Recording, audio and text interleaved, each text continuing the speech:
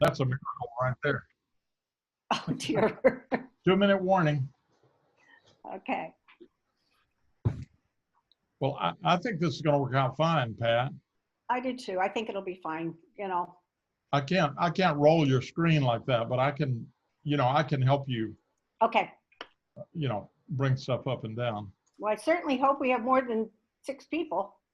Oh, we're doing fine, I thought. It says 8.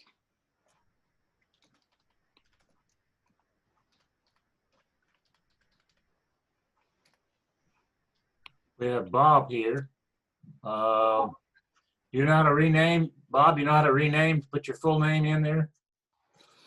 Well, how do I do that? You should be able to go up in your, up in the upper right-hand corner, you wave your mouse over there, and there's 3 little buttons. And you should be able to click in those 3 little buttons, and it should offer to let you rename yourself. Okay, got it. Where it says more, you see your name. Got it.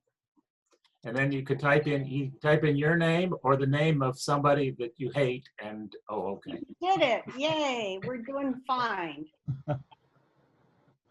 And we also need to know who Samsung is. The TV. Sam, who? That's my TV. That's your Made in TV? Korea. Okay. Big Brother is watching us. And we also need Lou and Peter and Walt to start their videos when they're ready. If they want to. You're not up. Yes, if you My want. screen says this meeting is being recorded. Good. Yes, it does. My screen says that. Yeah. Oh, Samsung, that's Peter. Oh, good.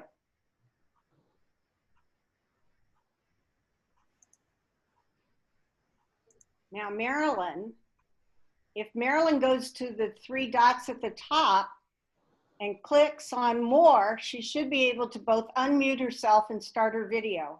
I don't know if she can hear me. I guess she can't. It's a shame she's been working on this since 11 o'clock. Ooh. Wish we could help her. That's diligence. Yeah. I'm going to take you off your sharing here for a minute so we can see people's on the screen. Okay.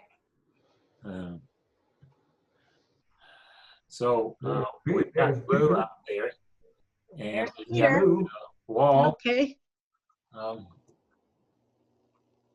can you see me? Nope. Not Oh. yet. We can hear you. Yeah, Okay, it is Sorry. 2 o'clock. type what you're trying to search for, undo the camera again. Yeah. Good. Because now you're starting fresh, right? Marilyn, it came on briefly at one time, like 8 hours ago, since we've only been here, what, 16 hours? Right, something like that. Camera apt. Rebecca's here, Peter's here. It shows a line through the camera opposite your name. So you got to get that line off. It That's what shows the camera being blocked. Yeah. Yep. A lot of people are not showing yet. We would drive over to your house and fix it right now, except it's got this COVID thing.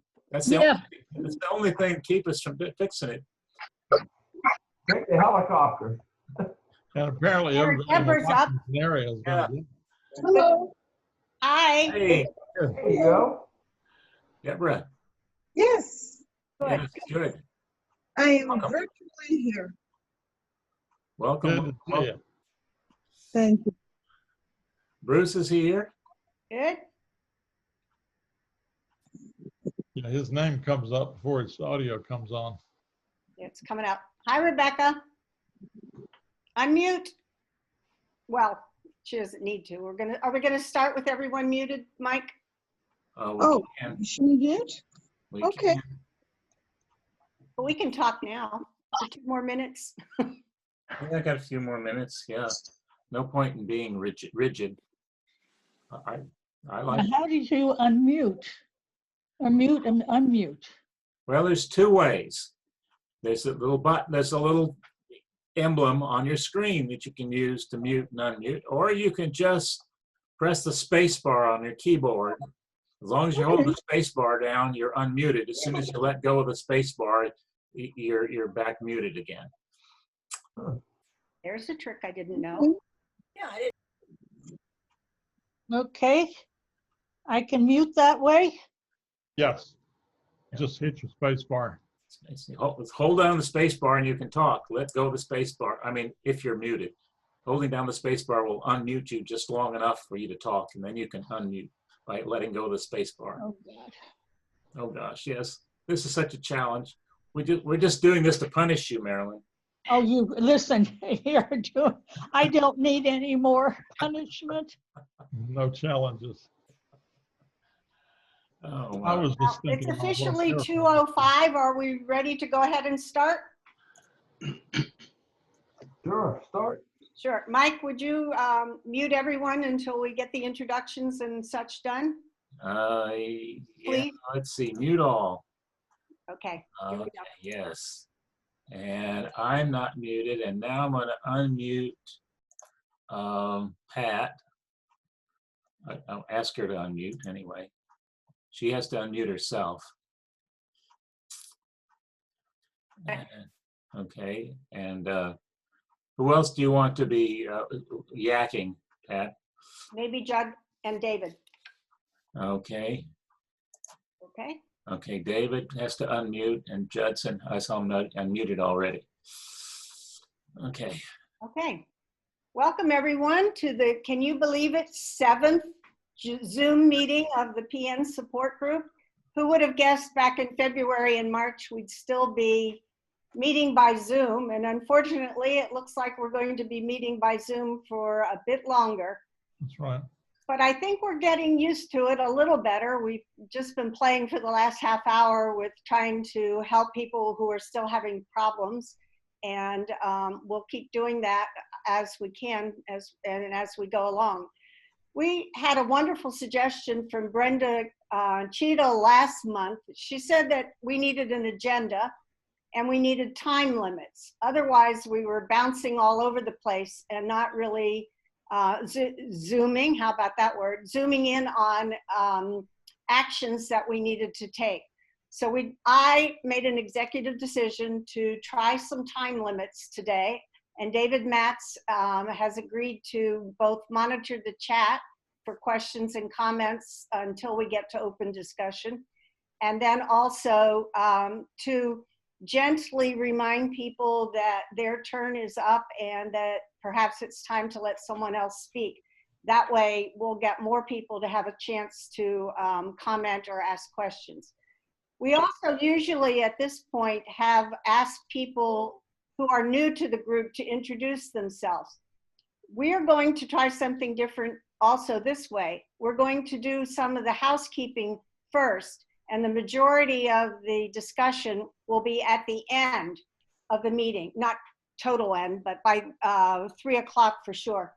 And that way we'll have a complete hour or a little bit more than an hour to start with the new people, let them initiate a discussion of where they are in their peripheral neuropathy, and then people can comment. So I have the agenda up now. We'll do this welcome, right? We're finishing it up. Then I'm gonna move on to the launch of Footnotes, which is another information sharing tool that Judd has worked amazing hours to get ready on our website. And we're gonna show you that, and it will be active as of today. So another way to find information that's mentioned in the group meeting. So I'm very excited about that. We'll be doing that next. Then we'll have a few minutes on an update on finances from Rebecca, who has also spent many hours working on getting the checking account resolved and has successfully done that. And she'll be talking about that in a minute. Mike is sort of open for 15 minutes on just organizational issues and a need for more volunteers. And he made it a very good point in one of his emails. He said, you know, we don't need to talk about volunteer jobs like they're drudgery. It's actually exciting to accomplish something. I'm very happy that we're going to have footnotes available. And so I'm going to let him speak to that issue in a few minutes. And then we're going to go into the new members and the open discussion that we promised. All right? Questions? Comments? All right. We're going to go now to the website, I hope. Oh, I meant to say right at the beginning, happy birthday to Steve, who isn't with us today. His family came in to celebrate with him. He said it was his 39th plus birthday. So they're having a celebration as we speak. And it's also Mike's grandson, Mike Foxworth's grandson, whose name is Shia. We should have had Shia come in and wave at us, Mike. Maybe he can later in the group, okay? Now we're gonna go to the website, which we again are very excited to present.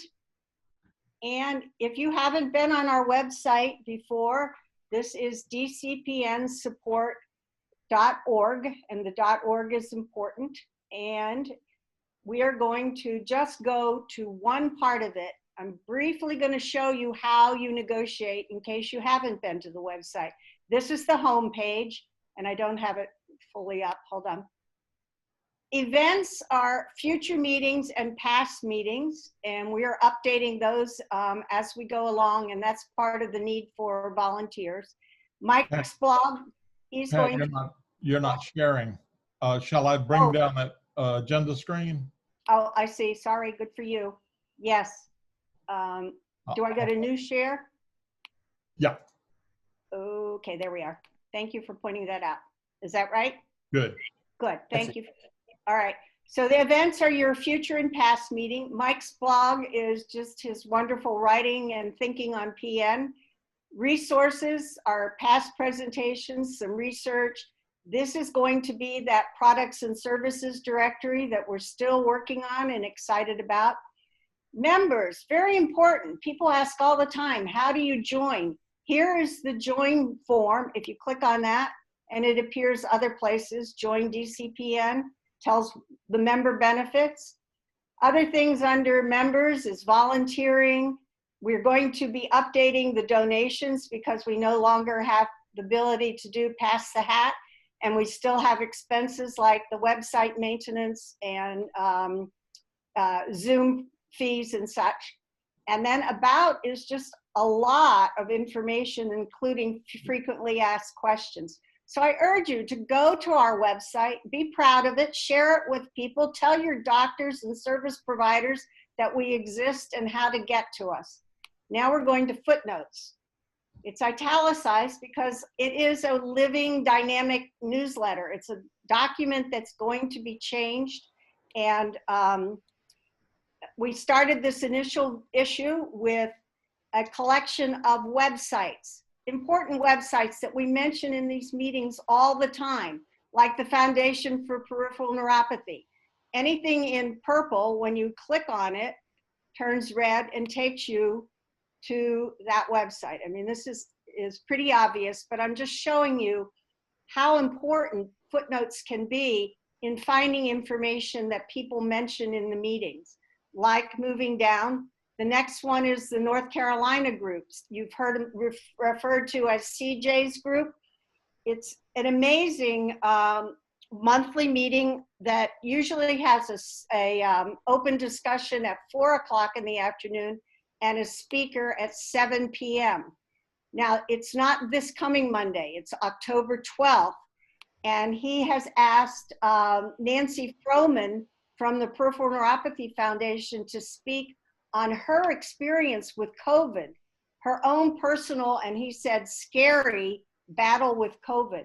So there is the first person that I know of with peripheral neuropathy who has gone through it with facing the issues of COVID as well. So I urge you, if you're interested to receive an invitation, you simply click here and ask CJ to be invited. So that again is October 12th. Now here's something that CJ has added that I'd like us to do, especially Bruce comes up with articles he reads or information that he thinks we might find valuable. This was a recent discussion of a woman named Barbara. It's anonymous. We don't know Barbara's last name, but what happened when she went to a reflexologist? So if you're interested in reflexology as a possible treatment, you might want to read this discussion, what she found useful, what she sort of thought was not helpful at all. Moving on down, you see the Western Neuropathy Association, and something we're very proud of. In 2018, the Washington Post, for the first time, featured an article on peripheral neuropathy. And if you're used to their health and science section, they have a medical mystery. And Lynn and Bob Mobley wrote this article about their experiences with peripheral neuropathy, and it was published and is archived. So if you go to this and click on it, you can read their story.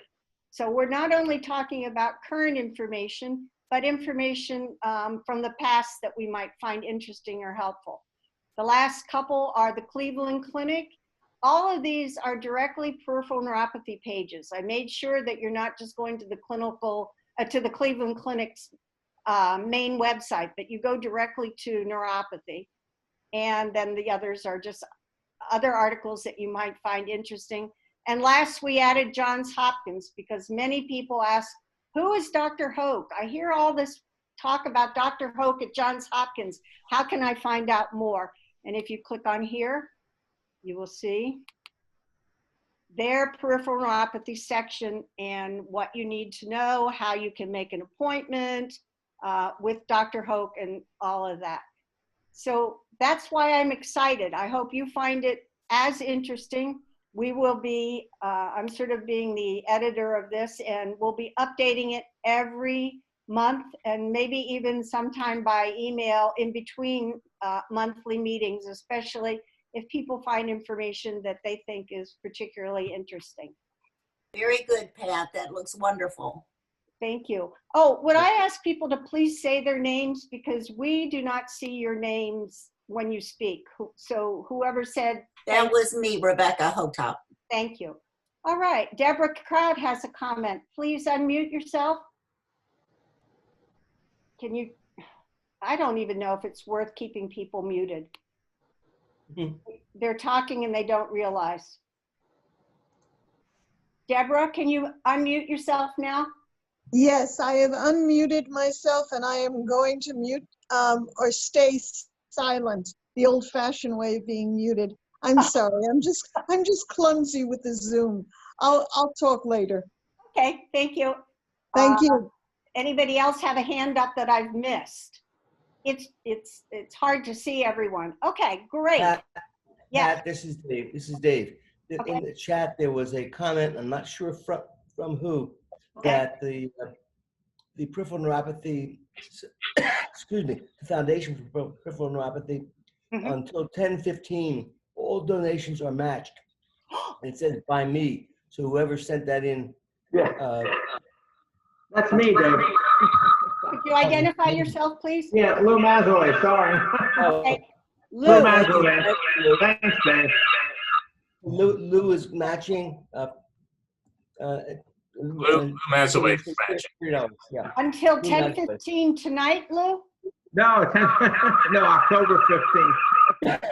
Oh, October 15th. Sorry, Right. sorry about that. Sorry, Thanks for mentioning that, Dave. we have some feedback. Okay, beautiful. Thank you. This is And Walt Carlson. Can you hear If me? you haven't joined the Peripheral Neuropathy Foundation, please join, and it tells you how on the website. Remember, it even has this wonderful resources page. I hear other people joining us. Welcome. And we will be having the open discussion in a few minutes. So right now we're just doing some housekeeping. Rebecca, are you ready to tell us about the events of the Well, transfer of our funds? yeah, I finally went down and opened the checking account at the Union Bank, same like what Steve has had forever. open the same way. It's a personal private account. It's open with mine and Pat's social security number. So we are co-owners and we can both sign the checks. It will take about a week to 10 days to receive the checks. And then if you have expenses you would like reimbursed, you'll need to contact me so I can write you a check. And I understand we have some outstanding expenses that Mike is going to submit his receipts for. And please do not feel uncomfortable about submitting receipts. No one should be paying out of pocket, I don't feel, for our website and our Zoom fees and such. That we are going to be introducing a funding mechanism on the website. It's not ready yet. We have now the checking account, but we're hoping to eventually be able to do credit card donations as well. Bruce, do you have a comment? Yes, Pat, thank you. I was going to say, in the meantime, or could you just send around after the meeting the how to make the check payable and the address, your address or Rebecca's, to send it to, and then you could deposit our checks in the account as you have to cover the expenses you just mentioned. Because I always used to give something at the meetings when we were in person, and I'd like to contribute some money to keep the group going. Thank you. Okay, Rebecca, Rebecca here again. I will post my name and my address in chat right now so you can all look at that. And Also. you make it payable to you personally? Correct, yes. I didn't know the answer, so thank you, Rebecca. And that will be in the notes. Oh dear. I meant to say at the beginning that Rodney is willing to write up the notes, but he is not going to be here till a little late. So we'll get it together. Okay. So Rebecca is willing to take the checks, and Judd is working on getting the way to use a credit card for donations so that we'll have some options if you don't feel comfortable one way or the other. Okay. Also, the meeting's being recorded, so stuff like that will be available to us to create a report afterwards. Thank you. I forgot to ask if somebody wanted to take notes. Judd, would you? I just posted that in the chat. So if you feel like copying it down now, you can. And it will be in the notes. By the way, remember on our website, every month the minutes are posted there. So if you think, oh my gosh, Brenda Cheadle said something about, or Deborah wants to know, you can go back to the minutes, and hopefully that will help. Could you repeat the name for the website? Yes, it's dcpnsupport.org. I don't know if it shows here. Not really. It shows on the, yeah, it shows on the agenda there at the bottom. Okay. dcpnsupport.org. But don't worry, that will be in the minutes. And it will also always be available, of course, here. All right. Now we are at, look, we're doing really well. Mike, it's your turn. Mike's going to either talk about more on the website or the need for additional volunteers, organizational issues. I just want to repeat something I've said several times. This can be fun. We get stuff done. We've got the website has been changed over to a much better system. We could put more stuff on it if we had more people working on it, but it's working. We've got Zoom is working. We've got email working. All of that's done. We'll have more speakers. We just get more done if we have more people involved. There's a couple of specific things. We would do better at the website if we had somebody else helping us. There's just lots of things that we could do. but we're getting along okay. Okay. The other thing is that well, I don't know what other questions do you have, Pat? What? Do you want to talk at all about the network or your blog? Well, Or the network basically is we're kind of the people who are working on it now are concerned with getting plans in place for how to expand. The people who are working on it now are basically busy getting plans for the next meetings. We're planning to have an organizational meeting so that we can become a little better organized.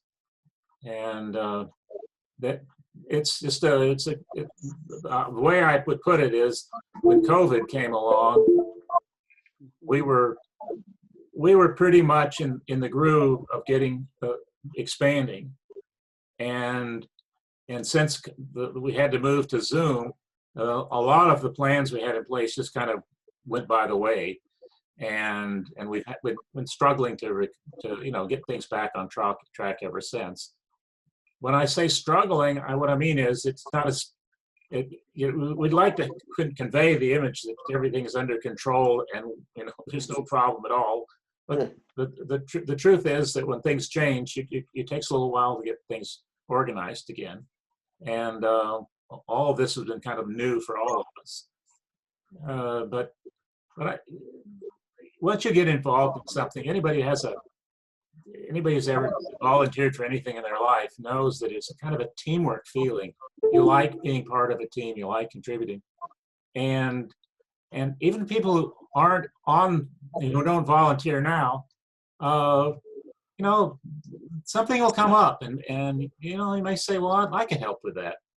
But it's really important to be a part of something, and maybe you can be part of our efforts here. In any case, we hope you benefit from what we're doing. absolutely. Thank you, Mike. I can't thank Mike and Judd enough for all they do behind the scenes. I also want to thank David Matz for stepping up, Rebecca for stepping up, Rodney. I'm probably going to forget somebody like the Academy Awards when I should have thanked somebody if I haven't.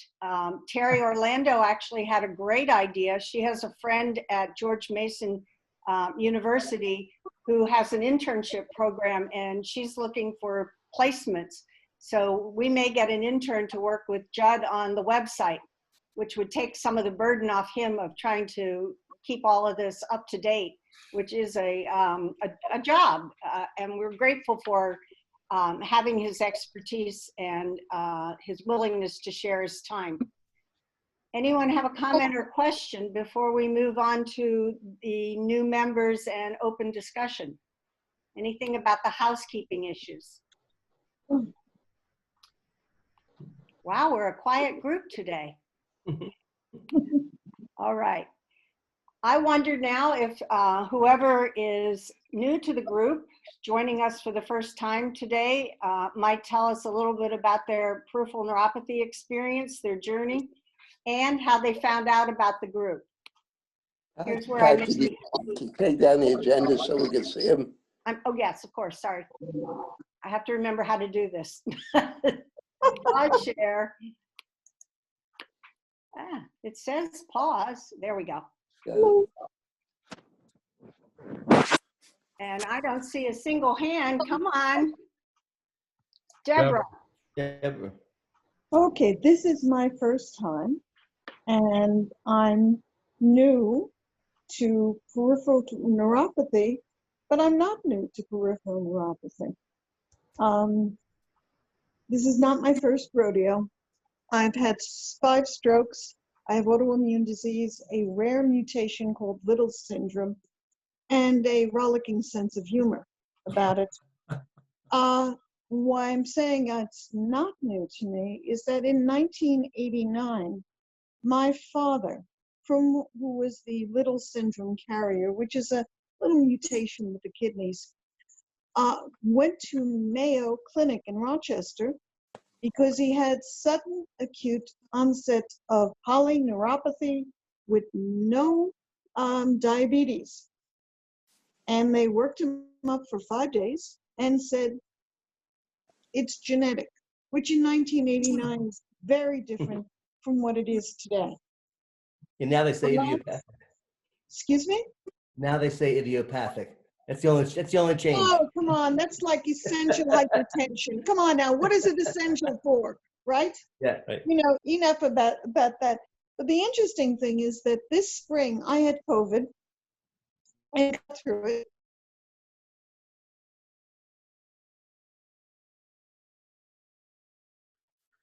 COVID too. I woke up with peripheral neuropathy, acute onset polyneuropathy. You can call it idiopathic. I had a workup by Dr. Kornblath in Johns Hopkins who said, yes, you know, using the hammers and nails that they use on you. Yes, in fact, you do have peripheral neuropathy. Had the genetics test. Whatever gene I have is not in the 72 they've got already. And so I'm on a hunt to get to Mayo to get my father's medical record and share it with the doctors who were doing genetic studies in University of Pennsylvania to say, look, let's see if there's anything in his record that we can extrapolate and see what the heck this is. Wow. That's why I'm really fascinated with the individual who's going to be speaking about COVID and peripheral neuropathy, because I'm wondering whether or not sometimes this new COVID is triggering things. And we know that it's triggering problems with kidneys and heart disease, and we don't know what it's doing in the nerve system. So I'm really interested in what she's going to be saying. Well, But- we're really glad that you joined us. How did you hear about the group? I'm curious. Oh, the usual thing, browsing through the internet, and several friends who had said to me, we'll teach you hypnosis to deal with it. I'm thinking to myself, no, that's not quite what peripheral neuropathy is. I don't think I can trick myself out of this one. If we could trick ourselves out of this one, we'd be a happy group. But what it is for me is simple onset. My feet do not feel like my feet. They feel like cardboard that is stiff and rolling up, and parts of it like crumpled wax paper, which is lousy for balance. And I try and do ballet as part of rehabilitation, and I don't get the cues. So what's the big issue? I'm glad to join you, glad to be part of it. I have my stroke humor to share, and I'm trying to make my peace with the fact that this is permanent. Thank you, Rebecca. Yes. Do we have someone with a response for Deborah? Walt? No, Walt? No. Oh, I thought you had your hand up. Oh God, I've moved you to silence. Holy cow. Oh no. Bob Hanson. Bob Hanson. Bob Hanson. Go Yeah. ahead, Bob. Did I understand, Rebecca, you to say that you discovered you have neuropathy of the autonomic nervous system? My peripheral neuropathy, and it's Deborah, not Rebecca. My peripheral neuropathy is sudden onset, symmetrical, extending both feet up to the ankles. But not the Slight- autonomic nervous system. I don't know if I'm going to be able to call that yet. I don't know. What would you mean by autonomic?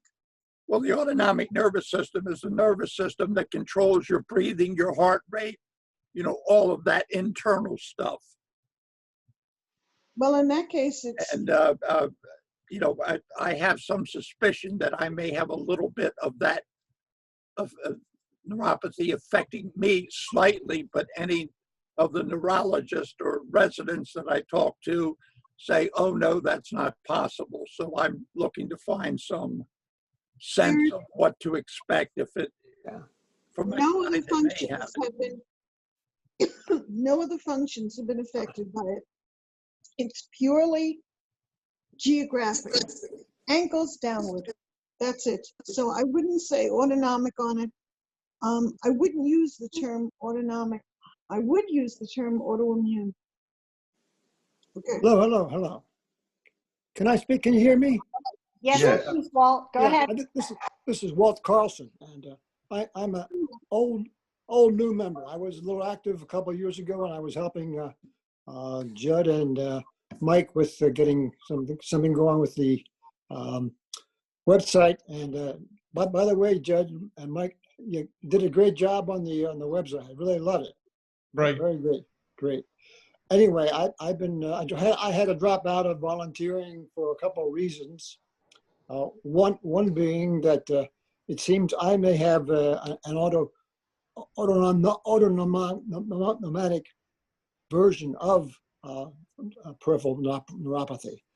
I was diagnosed with PN in March of 2018, and since then I have gotten high blood pressure, dysphagia.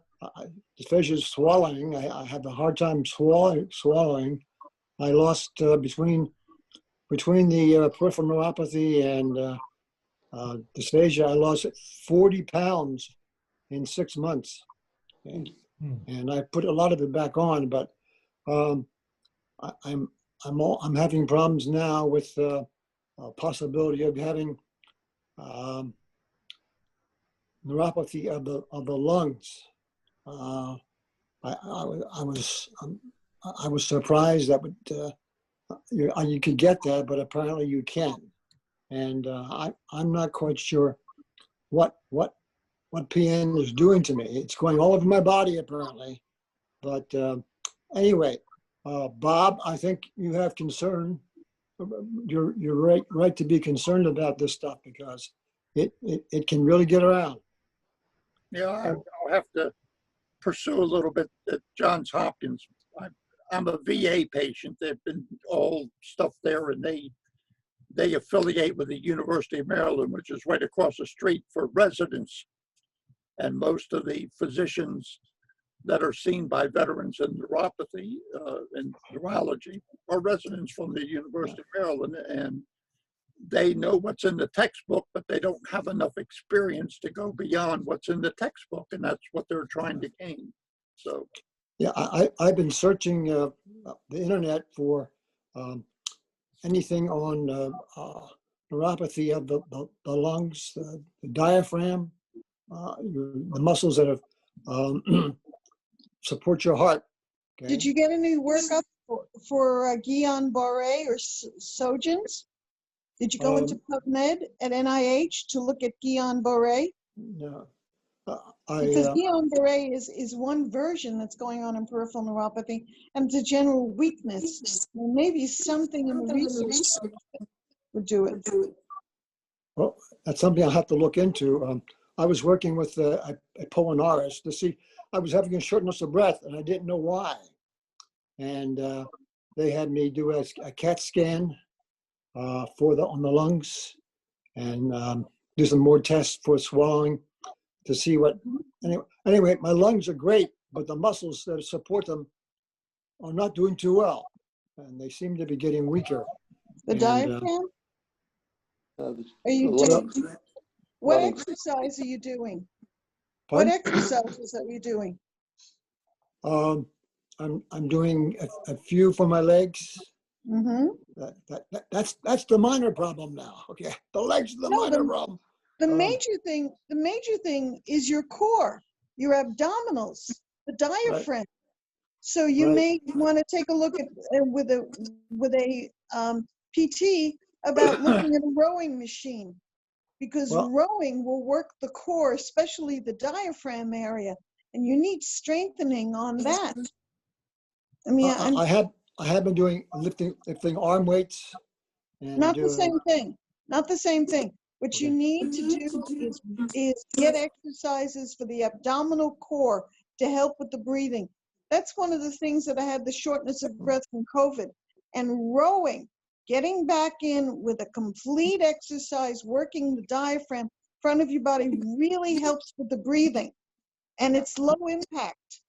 So you may, I mean, you get a little hydraulic one. You can have fun with that and just do it at your own pace on it. But one of the things as a stroke person is that everybody talks about our arms and our legs, arms and legs, da, da, da, da, da. Nobody talks about the importance of how twisted and how weakened the core system is.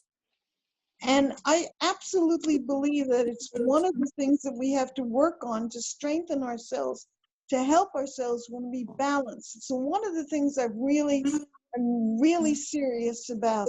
So I would say to you, if this is something that's going on in the diaphragmatic area, you really need to talk to doctors about rowing and crunches and lower legs, getting your stomach as tight as Tom Cruise. Well, my pulmonologist said to me this past week, he said, well, it looks like you won't need to see me anymore. Okay. So he wants me to go back to my neurologist and start working on the nerves. Okay. Now, are the crunches and the rowing, is that going to help my Well, let me tell you what it does for stroke, which is not peripheral neuropathy, but is a general weakening. What happens is everybody works to get the arms and legs moving. Like I use walking sticks, which are fantastic for moving the upper arms. Yeah. But when it comes to standing, just like swimming, everything comes from the core. The stronger your stomach, pelvic, and lower area is, the stronger you stand in balance. And one of the things that really I realize is not emphasized enough is the simple get down on the mat, bend your legs, and curve up into a crunch. Just get those upper and lower stomach muscles strengthened so that when you stand, you really are focused from that inner core to move your arms and your legs. I'll go try it again. I have been doing muscle exercises for years off and on. And I worked with Mike. I asked Mike for his advice because he's an expert on muscles. Well, then Mike should feel free to interrupt me immediately. In fact, Mike's answer to most things is exercise, and he's right. But in the past, I did it, and my legs seemed to get weaker. I was doing for anyway. Okay. I'm gonna meet with my neurologist next week, and I'm going to tell him what you said, Deborah. So that's anyway. Thank you. We're going to move on, and we're going to ask Robert Lipnick. I understand that you're new to the group today. Is that correct? You need to unmute. Okay, now I've got the microphone off now. Thank you. You can hear me? Yes. Okay. Well, I've actually been an on and off member for a number of years now. So I have peripheral neuropathy that started sometime before 2008. I was diagnosed with polycythemia vera in 2018. And 1988. I'm sorry, 1988, excuse me. That didn't make any sense, did it? I'm sorry, what was that you said you had? Polycythemia vera originally in 1988. And that transformed sometime before 2008 to myelofibrosis. And I was aware at that time that myelofibrosis is a very dangerous disease. And I found out about a clinical trial at that time of M. Anderson. It's a form of blood cancer, myelofibrosis, and the polycythemia vera. They're both called myeloproliferative neoplasms. Mm-hmm. And which clinic, please? MD Anderson. Eventually, I went to MD Anderson in Houston because I found out about a clinical trial there. Mm-hmm. And the person who saw me, Dr. Verstofsek, is now professor of medicine in that department. In fact, they basically created the sub-department for him. And there was a new drug by the company Insight that started out with just a number. And I was really in pretty bad shape when I went there. I'd lost a lot of weight. My wife is trying to get my attention about something. Okay. We're talking about the neuropathy. Okay, yeah, this is sort of a little bit of history so you'll understand where the neuropathy came from. So I think the neuropathy came from the different medications that I was taking, in particular interferon, which is known to be associated with peripheral neuropathy. But interferon was very helpful for many years, but it makes you feel like you have the flu all the time. But this new drug, which is now marketed under the name Jakafi, just seemed to take away all these awful symptoms I was having. But meantime, a few years ago, I began to have problems with walking. And finally, I saw somebody at the Mayo Clinic who said that that's due to neuropathy progressing. But there actually seems to be some disagreement in that. My original neurologist at Georgetown said it was unclear exactly what the diagnosis was. But in any case, I'm not in a wheelchair yet, but I'm using a walker to get around. Excuse me, Robert. When you say trouble with walking, what exactly are you referring to? That means that I can just walk a short distance. I really can't walk outside without some support, like a walker, or a rollator is actually. I got a new rollator. So it's a balance problem. Weakness of the muscles. It's balance, also strength, I think. Okay. And pain, yes. I certainly have pain from neuropathy on my feet. So that I think that when I lost so much weight, that the skin became very thin on my feet, which meant that the fat pads became very thin, and they were not very helpful anymore in terms of protecting me. So I'm trying to protect those fat pads. I'm putting bandages on when it begins to hurt. But the problem I'm having right now is not just the balance and the walking, but also the pain in my feet. And I do have neuropathy in my face also and in my fingertips. So I have a lot of neuropathy. I don't think I have any of the other type of neuropathy symptoms that we were talking about earlier. You have seen Kornblath also. Oh, and I also see Dr. Kornblath. Dr. Kornblath actually did not think it was neuropathy. He thought it was something else having to do with the problem. Eventually, I saw a neurosurgeon at Georgetown, and he recommended the neurosurgery in the cervical area, which I had, and that maybe helping my balance now. Ooh. Well, Thank you, Robert, for sharing. Does anyone have a comment or response for Robert? Let me talk a little bit about that. Walt mentioned about exercises. You can overdo exercise. Whatever you do, you got to take it a little bit slow. There are, at any given time, there's limits to how much you can do. And the more important, most important thing is consistency. It's not the most, consistency is important. Also, doing something you enjoy is important. Something that gives you some kind of satisfaction. Bruce has talked about that several times. A lot of people do water aerobics. They can be very good if you can get access to it. That's hard to do now. If you can get access to it, you can do it as a group, and you get to talk and annoy each other, and that's fun. But you can't overdo, and the overdoing of any kind of exercise works by stressing your body. And so that you don't want to stress it enough that the body uses some of its resources to repair and keep it repaired, but you don't want to cause enough stress that it puts you backwards. So you just have to be a little gentle to your body, but not too gentle. It's that happy area.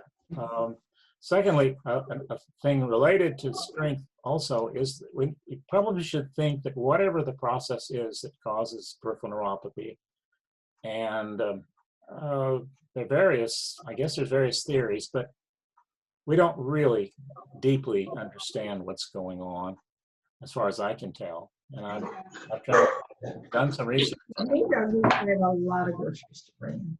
I've done some research, and it's not clear exactly what. That's just something you're watching? Europe. Huh? Europe. Can please everyone mute, please everyone who's not speaking, mute yourself right now. 2 o'clock. Oh, well, Brad, can you mute us all? if you want to keep on. Hello? This is funny. Keep on listening. It's okay. So it's not really clear exactly what's going on with peripheral neuropathy, but whatever it is, indications are that it's pretty much a general attack on nervous tissue everywhere in the body, not just in the feet. It just for most people, the theory is that it's length dependent. So the nerves in your legs are very, very long, and they're very large, and they're just subject to more damage. Also, they're the parts of the body that are kind of unique to humans in the sense that they've got these really long blood vessel supply issues, and they're very far from the heart, and you got a gravity issue. So you got a lot of things that your feet are dealing with that are kind of unusual for animals in general. And so it shows up in the feet for in the vast majority of cases. It shows up in the feet first, but the indications are that it's attacking, whatever it is attacking the body as a whole.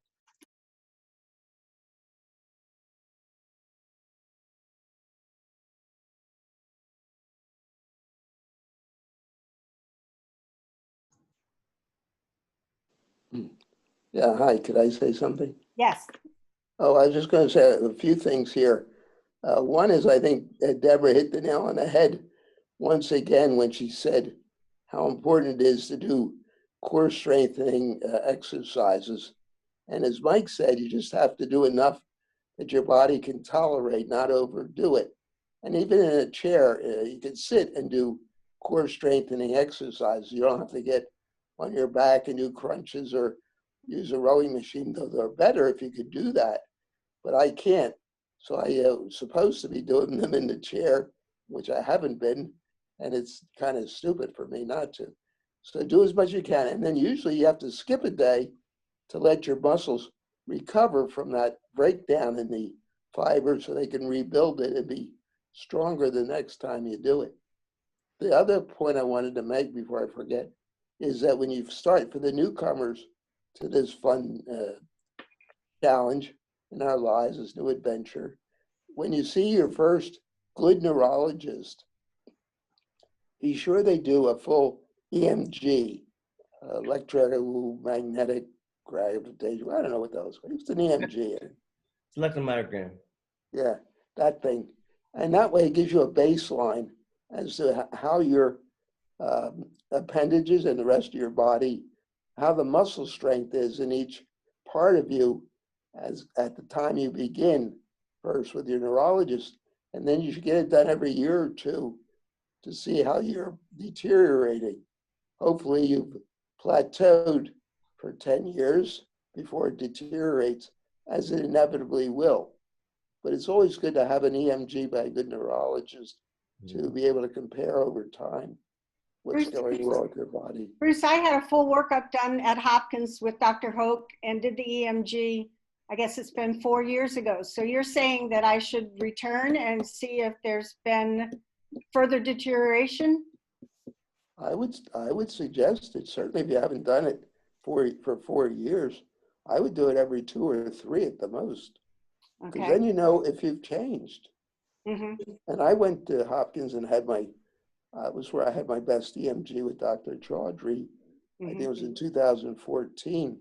For a while before that, I was getting EMGs almost every year, but the neurologists were jerks. Okay. We have 2 hands. Mohammed was first. Go ahead, Mohammed. You need to unmute. Unmute. Mohammed, unmute yourself. Lower left-hand corner of your screen. There's a little button. Screens, not all. The microphone. He's working on it. Okay. There he is. I have Parkinson's, and the last few days I've spent a lot of time watching the University of Florida Center for Parkinson Treatment. And I think about 12 hours watching these performances by the various experts. And of course, neuropathy is very much part of Parkinson's. I'm currently going through deep brain surgery, so my voice has been affected. So I apologize for my incoherence. But anyway, the thing that came out was that they said that you start your exercise slowly, and you build up, do stretching first, 5 or 10 minutes before and after, and then go for whatever you like to exercise you like to do, whether it's boxing or swimming, whatever it is. But the result, the end of the objective should be to get your blood flowing up, your heartbeat up, your blood flow going up. This was said years ago by Sir Roger Bannister, who was a leading British neurologist. He was, by the way, the first guy to run a mile under 4 minutes. So know something about exercise. He died a few years ago of Parkinson's. His father had Parkinson's too. His point was to get that blood flowing into your hippocampus and get that oxygen going into your system. And that's the only way you can increase your dopamine production. And dopamine production is what affects also your neuropathy. So I hope I make myself understood, but in my anyway, I'm going through this process right now, and the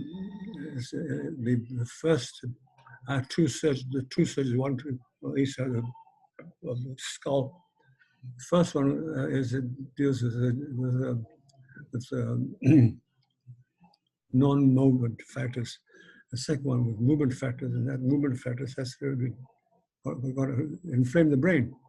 So I was on 3 weeks of steroids, which sort of maybe a bit dopey.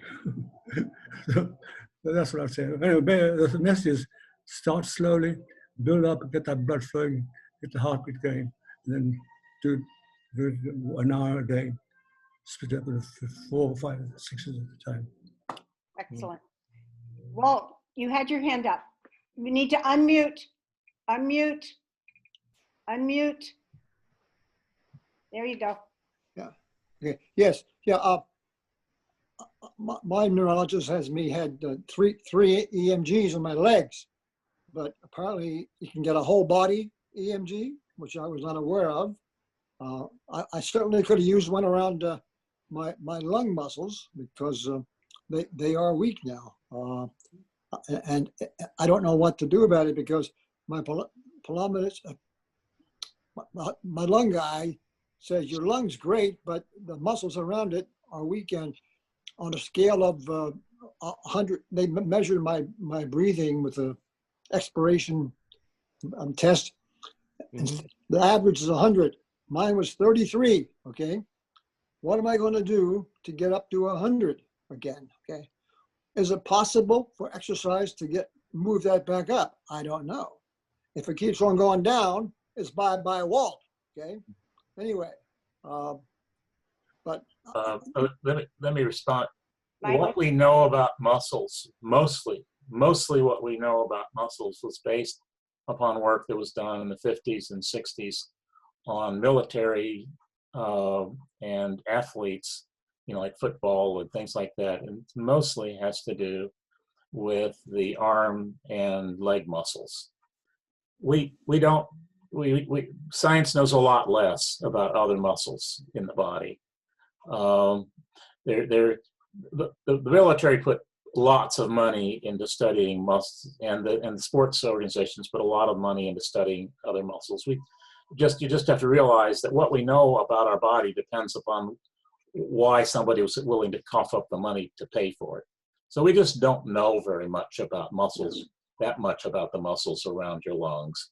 So when you ask or for that matter, and of course, we don't know, but by the same token, we don't know that much about the way in which the nerves that drive those muscles, how exercise helps them. So just realize that you're in an uphill battle when you ask for information about, you know, what is PN doing to the muscles around my lungs. You're asking a very difficult question, because you're asking for the research to be there, and no one's paying for that research because no one pays for PN research, period. Okay, Pat, Deborah has her hand up. Yes, Deborah, please. Unmute. Thank you. One of the things that I like to do, which is extremely annoying for my doctors, is go through PubMed at NIH, which is free, and start looking for things. And when you're talking about the weakness of the muscles around the lungs, what I would be doing, and I probably will do it just because it's fun to do, is look up an old-fashioned term, pleurisy, which is an inflammation of the tissue and the muscles around the lungs. It's an infection, an inflammatory. And I would be looking at the studies, and they're probably fairly old ones, pleurisy is not common, in which they would say, how does someone recover from it? I mean, one of the interesting things is sometimes the answer is embedded in the research. It's not what they were thinking, but it's what we extrapolate. Many years ago, I was on pregnancy bed rest and actually wrote a book about it, a management. And what I noticed is that there were all sorts of studies that were going on about immobilization of military and what they were experiencing. And what I was able to extrapolate is some of the experiences that would relate to women who had pregnancy complications. So my feeling is, you're right. There isn't much there if you go through the direct, if you go through I-95 route, if you go through the Route 1 or the back roads, or you look at the stuff, especially the really old, not old for us, 1950s, 1960s, when it was a little bit more direct, sometimes you can pull out from looking at the studies of the other diseases or issues, things that make sense for us. And then comes the art of telling your doctor something that he or she never learned, which is a different experience. And we need to, get our skill set up for that on it. But I just wanted to add that about it. When he keeps talking about the weakness of lungs, I keep thinking pleurisy. It's there. It's that entire inflammation of the diaphragm. How were they treating it? What was happening? What did they talk in terms of rehabilitation? So have fun with it. It's free. Our taxpayer money pays for it. Okay? Okay. Bruce, it's your turn again, but you need to unmute. I'm on mute. Thank you, Deborah. Good idea, but pleurisy is what they call walking pneumonia. It's like pneumonia. It's an inflammation of the lungs. But what we're talking about, or what I have, is something called weak chest muscle disease, which my pulmonologist was able to diagnose when I was undergoing my sleep apnea testing. And weak chest muscle disease is separate from pneumonia or pleurisy, and it is easily diagnosed by, I think it's easily diagnosed by a good pulmonologist. And it's something you should look at, because you're right, the EMGs are important, but they do measure mainly your arms and your leg muscle strengths. Right. That's all. I'm going to look at it, and I'm going to come back with stuff the next meeting. Good. Thank you for following up, Deborah. I have a question. I have had ear pain for a year, have seen 2 ENTs, and finally saw one whom I liked, and he has decided that it may be related actually to my peripheral neuropathy, because there are nerves both in the inner ear and externally. I mentioned this last month because my ears burn as bad as my feet do. And it's also, I'm having problems with auditory hallucinations, which is like tinnitus. And it drives me crazy because it's music and I can't stop it. It's just plays in my ears. And I was just wondering if anybody else felt that they were having sound issues. Bob Hansen. Three things. I did some reading. I have tinnitus or tinnitus, however you pronounce it, as well as music. Oh, the music wonderful. in my ears started out with the Battle Hymn of the Republic, and now it's progressed to masculine chorus chants when it's quiet. But what I found in reading is the tinnitus is untreatable, but the note was that the music could be treated. So you might talk to an audiologist about that. Well, that's where I'm going later in October, but he said that for the external, he has actually surgically cut the nerve so that your ears don't burn. I'm not sure I'm ready to go to that level, but I was just really curious if anyone else was having sound issues. And they say it's more common among women, older women with hearing loss. So I fit all of that. Bob? I have the music, but it doesn't bother me. But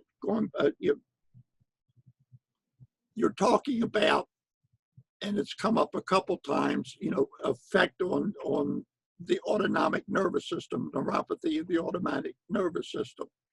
I don't know a lot about it. I know that I participated in a study that was conducted by Dr. Russell of the University of Maryland back in 2015. And of course, studies are nationwide things and that they're repeated. So there might be some other information out there, but it was a study of the effect of diet and exercise on neuropathy as it affected the autonomic nervous system. And the exercise we did was 50 minutes on a treadmill to get our heart rate up to a predetermined level. Mm-hmm. And 12 balance steps that we had to go through. So there might be something, published about that might be of interest. I don't know how to look for it, so I can't tell you where to look. Thank you. Do you know that we have library subscriptions to medical databases that we can freely access in Fairfax County? I was amazed. I think they would help me find that study. So thank you for giving me the reference. Do you remember the first name of the doctor? Dr. what, Russell? No, I don't know. Okay. Well, and you think about what year? He had an interesting thing because, we were talking while he was going through various tests that he was putting me through, like biopsies and stuff like that. Yes. And he was very heated about his belief that neuropathy could be caused by and was likely caused in many people by an accumulation of sugar over the years. That's me. Not enough sugar to get the diabetic, maybe not even enough to increase the A1C, but just an accumulation or continued use of sugar over the years beyond what you really needed.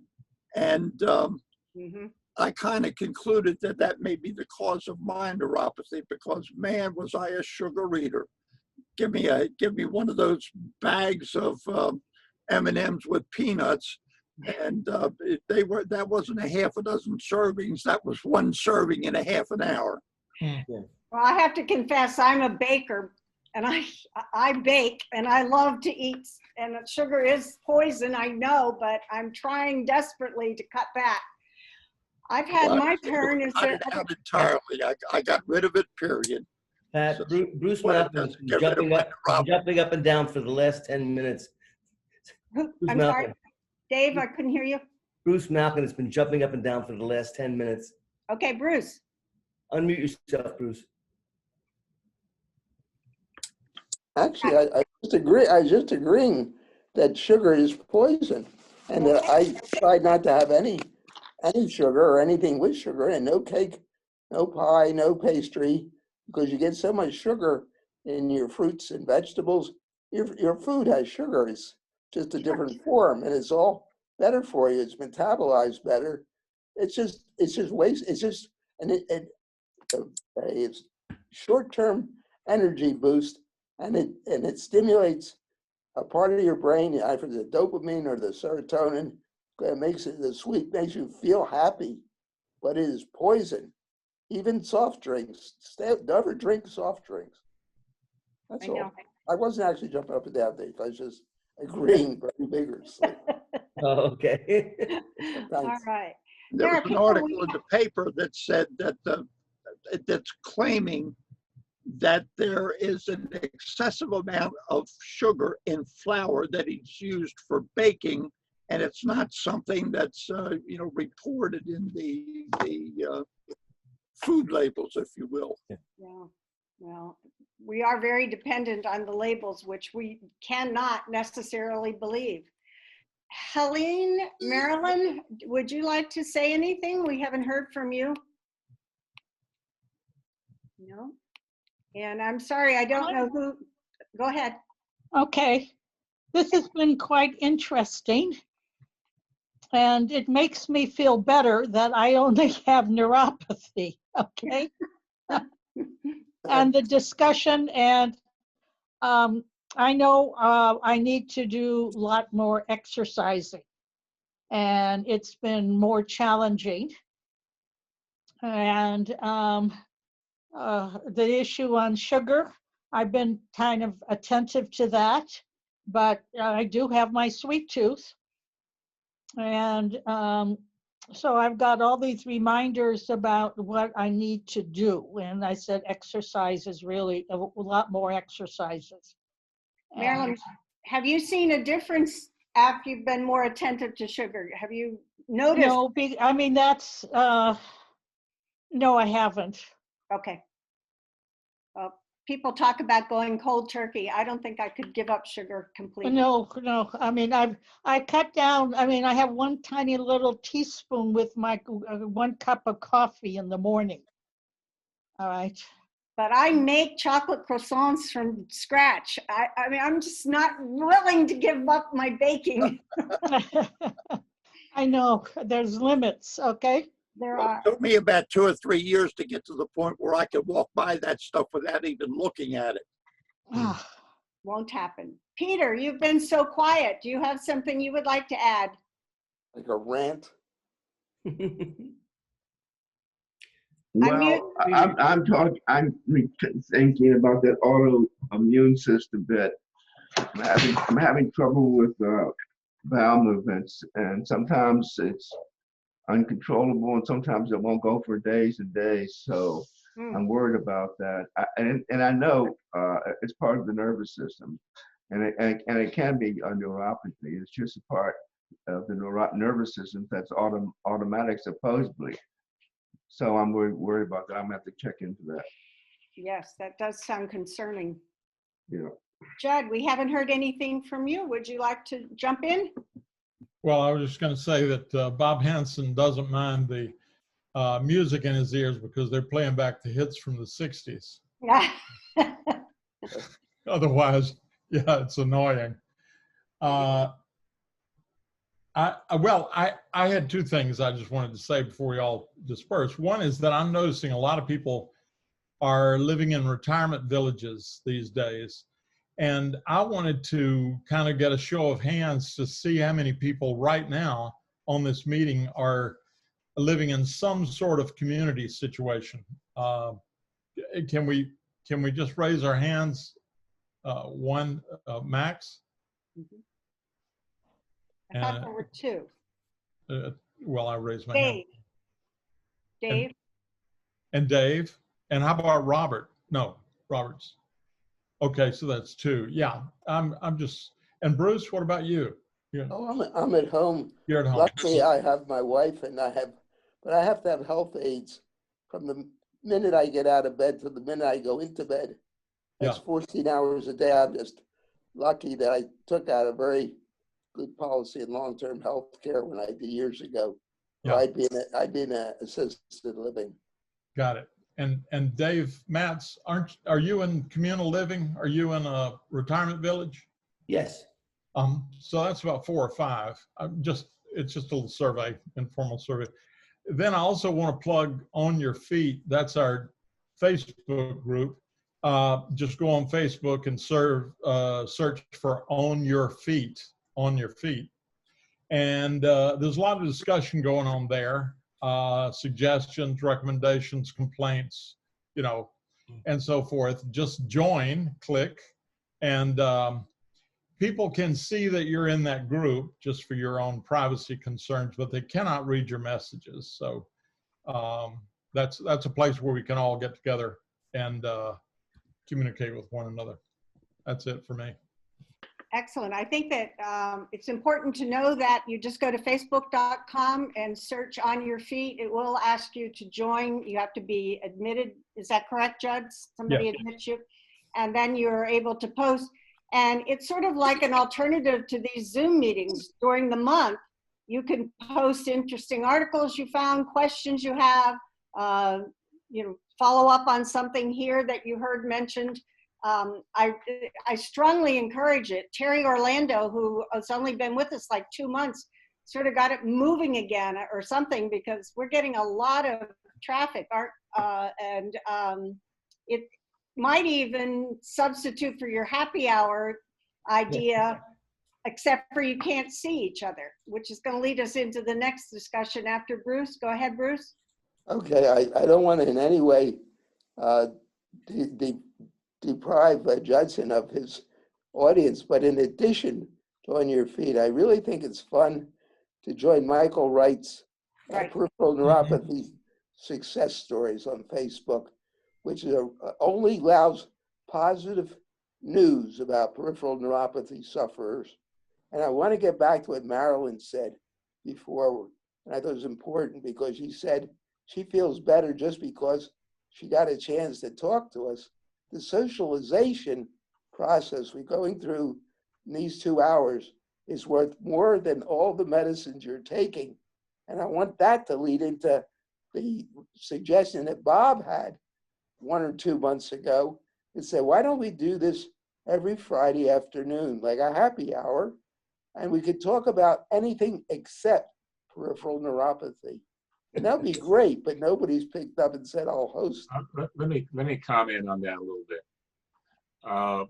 I've looked into how to go about setting that up, and basically, it's certainly within the scope of what we have in terms of the Zoom account. However, there really to do it properly, we need somebody to step up and become the honcho of it for the Friday. And in the long run, we really need another Zoom account, because it needs to be managed by whoever does it. Now, I mean, if you talk about having a Zoom account, you're talking about basically $15 a month. So if you had 10 or 12 people, you could have a drop-in system. But eventually you get to the point where you got to worry about security. CJ runs this group that he lives in North Carolina, but the group is available. People join from all over the country. But he spends a fair amount of his time going through this process to make sure we don't get a bunch of yahoos jumping in and causing disruption. We have to do something not quite that involved, but we have to deal with that too. And that really requires somebody to step up and say, yes, I'll run that. But the rest of us can certainly provide all the technical supports needed, but we really need somebody to say, okay, in order to make this work, I will pull all the pieces together and make sure it functions from week to week to week. And basically, we really talk about 2 people, because if somebody has to go do something else, you need somebody to back that person up. So that's really where we are. Technically, it's not difficult at all. In terms of bandwidth, not a problem. But it takes a little bit of manpower, and we could get started pretty easily just with the resources we have right now in terms of manpower.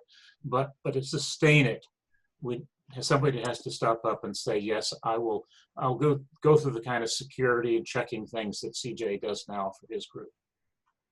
Thank you for spending the time and checking on that for us, because it was sort of discussed, but then no one really moved on it. So now we know why.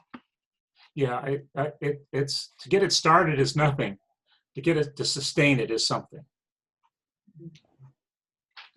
Dave, Matz, we haven't heard from you today. Yes, I don't- that's good. I don't quite understand what the issues were with security that CJ was having. Mike, can you fill us in on that? You're muted, Mike. Distribute a new password every week or a new link every week, and he has to know who to send it to. And because he keeps using the same one over and over again, idiots get in and cause a lot of disruption. And it takes a while. Did he actually have somebody come in to interfere with? I don't know. I know that at some point he realized he had to do that. But we'd have to talk to him about what the circumstances were. This is Judson. We do that too. It's just that when you click on that one-click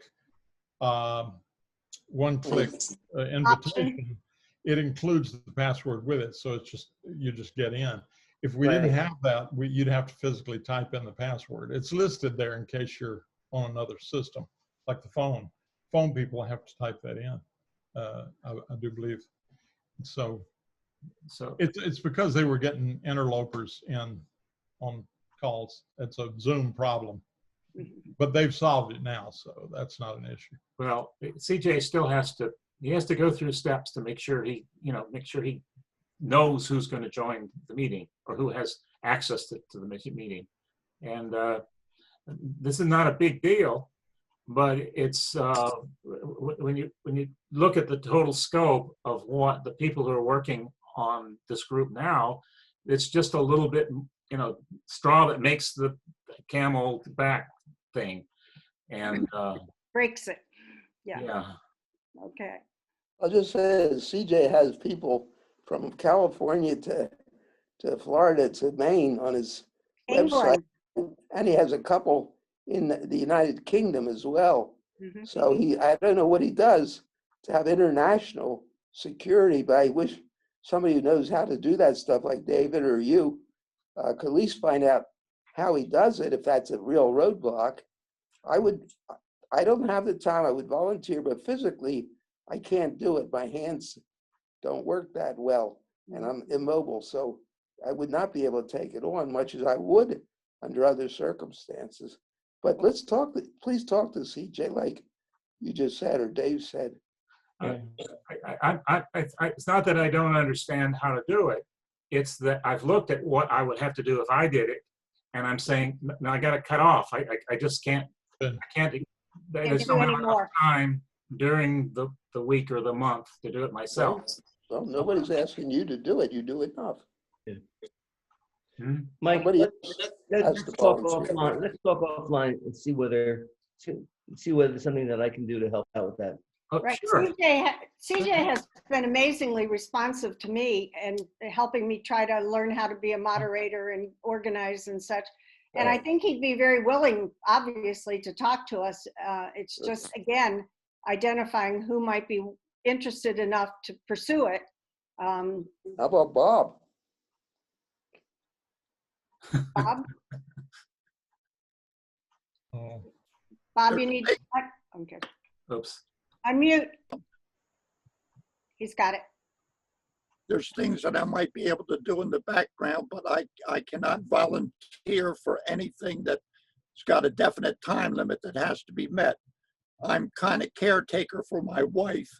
It doesn't require constant what have you, but she is very susceptible to falling and a couple other things, and I just cannot commit to anything that can take me away from what I have to deal with for her. So, and I cannot let her interfere with whatever I would volunteer for. So understood. I think the natural way to do it is to get started and do it a few times, find somebody who enjoys it and doesn't want to give it up, and then somebody will step forward.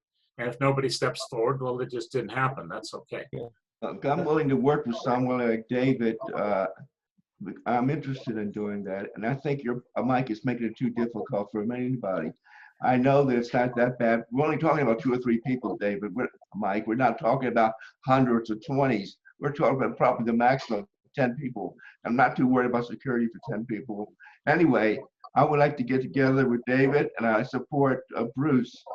And if you all can help me work this out, I might be able to work it out with you. You're referencing David Matz. Yes. Okay, just. And Bruce. And Deborah Kraut's been raising her hand too. I see. Deborah, go ahead, please. Going back to something that was mentioned earlier, that sounded very good. If we can get an intern to be part of the group, that helping moderate and work on a group, a system like that and be a backup might be a very good thing to do. That's a good point. We're just beginning to talk with George Mason about that. So we were thinking more of the website, but you're right. What we tend to do when we talk amongst ourselves is, and I'm guilty of it big time, is we tend to focus on the things that impact our lives and the definitions and the boundaries within which we live. But we don't often recognize that there are things in running a group like this that would be extremely valuable experience, not life goal, but it's extremely valuable experience to someone who's young. Right, that's right. Yes. And if it was somebody doing, let's say, interested in social work, and psychology, and PT, what a great thing to put on your resume. Exactly. I interned with this group. So in other words, we can make a marriage as such of if this works for an individual who has a particular interest going on and shows an interest in the group, and of course medical issues are prime and trending, then it's a nice combination. I hope the George Mason works out. That's a great idea. I really hope that works. I wish Terry were here. I'm not certain. I thought it was more a technology graduate student, but we could ask them if, for psychology, social work. That's a great idea too. The only thing I want to clarify, because she's not here and she's going to ask me, did I understand that the happy hour was to not talk about peripheral neuropathy? let the happy hour. My suggestion for the happy hour was to periodically get together, once a week or something like that, to have the kind of discussion we're having now, in thought that it might relieve some of the stress for whoever puts together the monthly meeting. We have a Zoom account that works 24/7. In other words, we can't have two meetings at the same time. But there's no reason why we can't have a happy hour for people who want to whine and complain, and happy hour for people who can't stand whining and complaining. And people want to talk about science, and people want to talk. We've got the capabilities.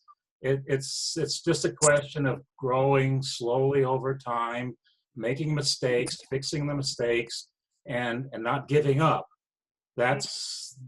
We'll get there.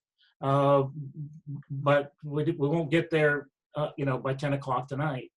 Well, I'm very encouraged that both Peter and David at least have agreed to look into it, and that Michael will support them with that. I'll support it too, very definitely through CJ, which leads me is Helene had her hand up at one point, but I don't know if she's back in or not. Helene Lapowski? No. Okay. I'm going to go back and share the screen on the agenda and see how we did. I'm really pleased. I thought we did a great job of covering the items. I think we watched our time. In fact, we're done. We're not done. No, wait, I didn't say done. You let me finish the sentence. We're done with the agenda items. I just want to make sure that I do these last little wrap-ups, and then we can reopen it to anything anybody still wants to talk about. I wanted to make sure that you heard that reference to CJ Holliday's group, and noting that it's Monday, October 12th, not this Monday, but the following Monday. The open discussion, similar to this, is at 4 o'clock. The speaker, however, at 7 o'clock is Nancy Froman from the Foundation for Peripheral Neuropathy. And she's talking not about the foundation or foundation issues, but her very personal battle with COVID-19. I also wanted to tell you that we have a speaker for our November meeting.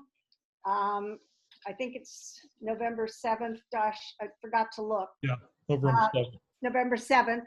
And her name is Dr. Parikh. She's a podiatrist, and she has been treating my husband and myself, and is a very wonderful listener. She's very good at hearing what your problem is and trying to resolve it. She doesn't promise a cure. She doesn't promise the world, but she does try very hard to make you feel better and to make your feet feel better. So she will be our guest speaker for our November meeting. And Steve has been working on a possibility for December of a person to speak on mindfulness. We're all talking now about how we're feeling with COVID and feeling confined and Zoom fatigued. So he's working on a more emotional kind of response to COVID, looking at mindfulness.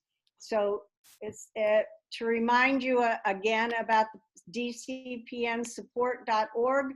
Any of these places that we've mentioned, if you go to footnotes, you can find CJ. And remember, because of his security issues, he asks that you email him at contactingcj@gmail.com, and that's how you get invited to his presentations. And once you get on the list, you get them automatically every month. You don't have to sign up every month. And we might adopt something like that too. We haven't really dived into, we're working on organization, and I'm feeling that today went very well, and I hope you all agree. Yes, yes Mike. We got into trying to organize organization meetings. We actually held a few in February, and then there's this little thing called COVID, and it's just kind of, like I said earlier, it's just thrown everything into the air. But I'm hopeful that this month or next month we will be able to have a meeting that's just focused on organizational issues. And get some people to show up and think about how what our next steps forward should be. And I'd like to support Mike in that, in terms of using this time to begin to lay the foundation so that when, and hopefully it will be in 21, early 21, we'll actually be able to start talking to some groups, and both in Chevy Chase, Bethesda, where Steve moved to, and then back in Reston, the florist beginnings that Mike and Judd were working on. We can be laying the foundation so that we're ready to rock and roll when we're finally able to participate in a way other than Zoom. And people actually have enjoyed Zoom. Maybe what we'll end up doing is alternating, or once every couple of months having a Zoom for those who find it difficult to travel or to get to the meetings wherever they're being held, Chevy Chase, Reston, or Annandale. So we think we should be using our time now, and that's what I think Mike's alluding to. Happy birthday to Steve and to Shia, and now it's back to just open discussion. Let me start if I can. Please. You want to take this thing down? Yes. Back to the grid, and I can't figure out. There we are. Thank you. These Zoom meetings for me are great.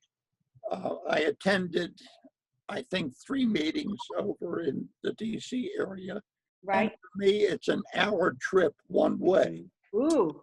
And the last time I went, it was 3.5 hours getting home because of something going on 95.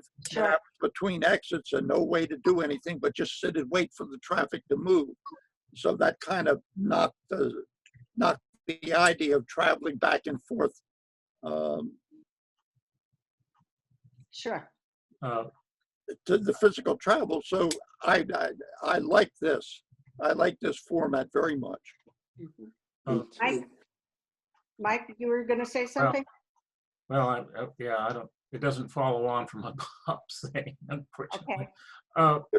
What do you think think you would like me to pursue to see if I can get Dr. Russell to talk to us about the autonomic peripheral neuropathy, or neuropathy as it affects the autonomic nervous system? I definitely would. I Other will see people what I can interested? do. Yeah. Yes, Yeah. definitely. I think there's enough interest. Dr. Russell, Russell, yes. I don't know his first name. where does he? University of Maryland. He's at the University of Maryland, but he affiliates with the VA. He's an attending physician with in neurology at the VA, or at least he was. And I will pursue that to see if I can get in touch with him to ask if he'd be willing to talk with us. Yes, excellent, Bob. I Just hope, do you have my email? We'll talk. Just to Bruce. the subject, since we're on the subject of speakers, you know, I was trying hard to get my former cognitive behavioral therapist to be a speaker, but she declined. And so I got in touch with Lucy Dunning, who was on CJ's network a month or two ago. And she promised to call me next week, and I'll kind of give her an interview on the phone or on FaceTime, and I'll get back to you whether she would be an appropriate speaker, because she's not exactly a CBT, and that's the trouble with some of these people. They're really focused on other things more than, how it affects peripheral neuropathy.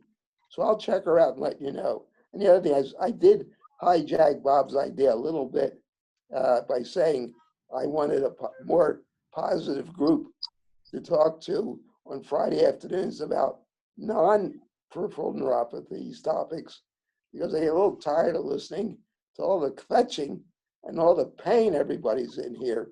I want to talk about something interesting, like, I don't know, racial justice and police Oh, God. or something, or what's happening in Norad, Caragos, in the Caspian. Let me point out the one thing that a broader subject that David Matz can refer to, which is what are the things that he went through in order to get out of his old house into his current digs? What are the considerations? What are the financial considerations, the moving considerations, the downsizing considerations, the emotional ups and downs of, I don't have any place to hang that picture. That picture is so important. All that stuff, because frankly, Lindy and I are struggling with that same kind of question. I mean, what am I going to do with all those books back there? If we had, or do we, can we afford to move someplace that can hold all those books? That kind of nonsense. Yeah. In my case, Mike, it was very easy.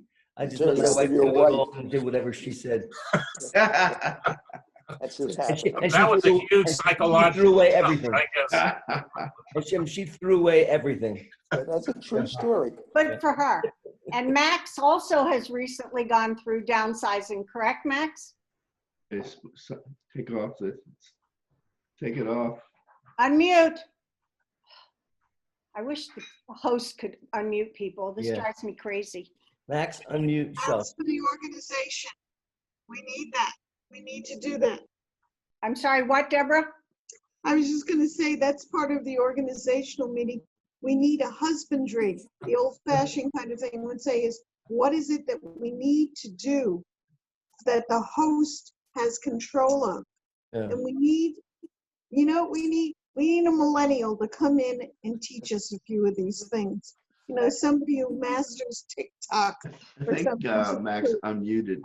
Okay. That's right. There it is. Okay, the question for husbands is knowing what wives are like, and the question for wives is knowing what husbands are like.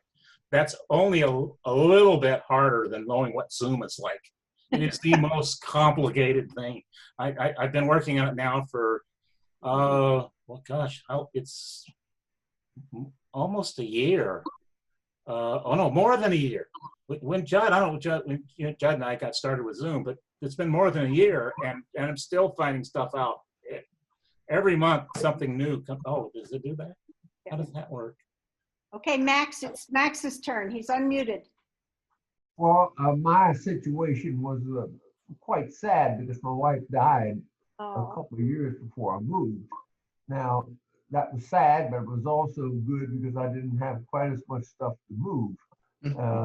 And also I had a big advantage in having a daughter who was very able and had studied such things. She's a registered nurse, but she had studied how to help older people and downsizing and all that stuff. So she helped me tremendously. Who was this next? Your daughter? My daughter, yeah. Maybe she should come and speak to us. Sign her up. Well, she could. She could.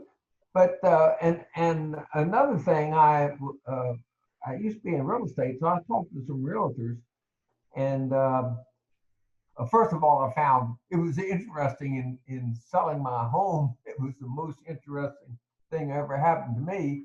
Oh, I was in my house one day and the doorbell rang, and there was my neighbors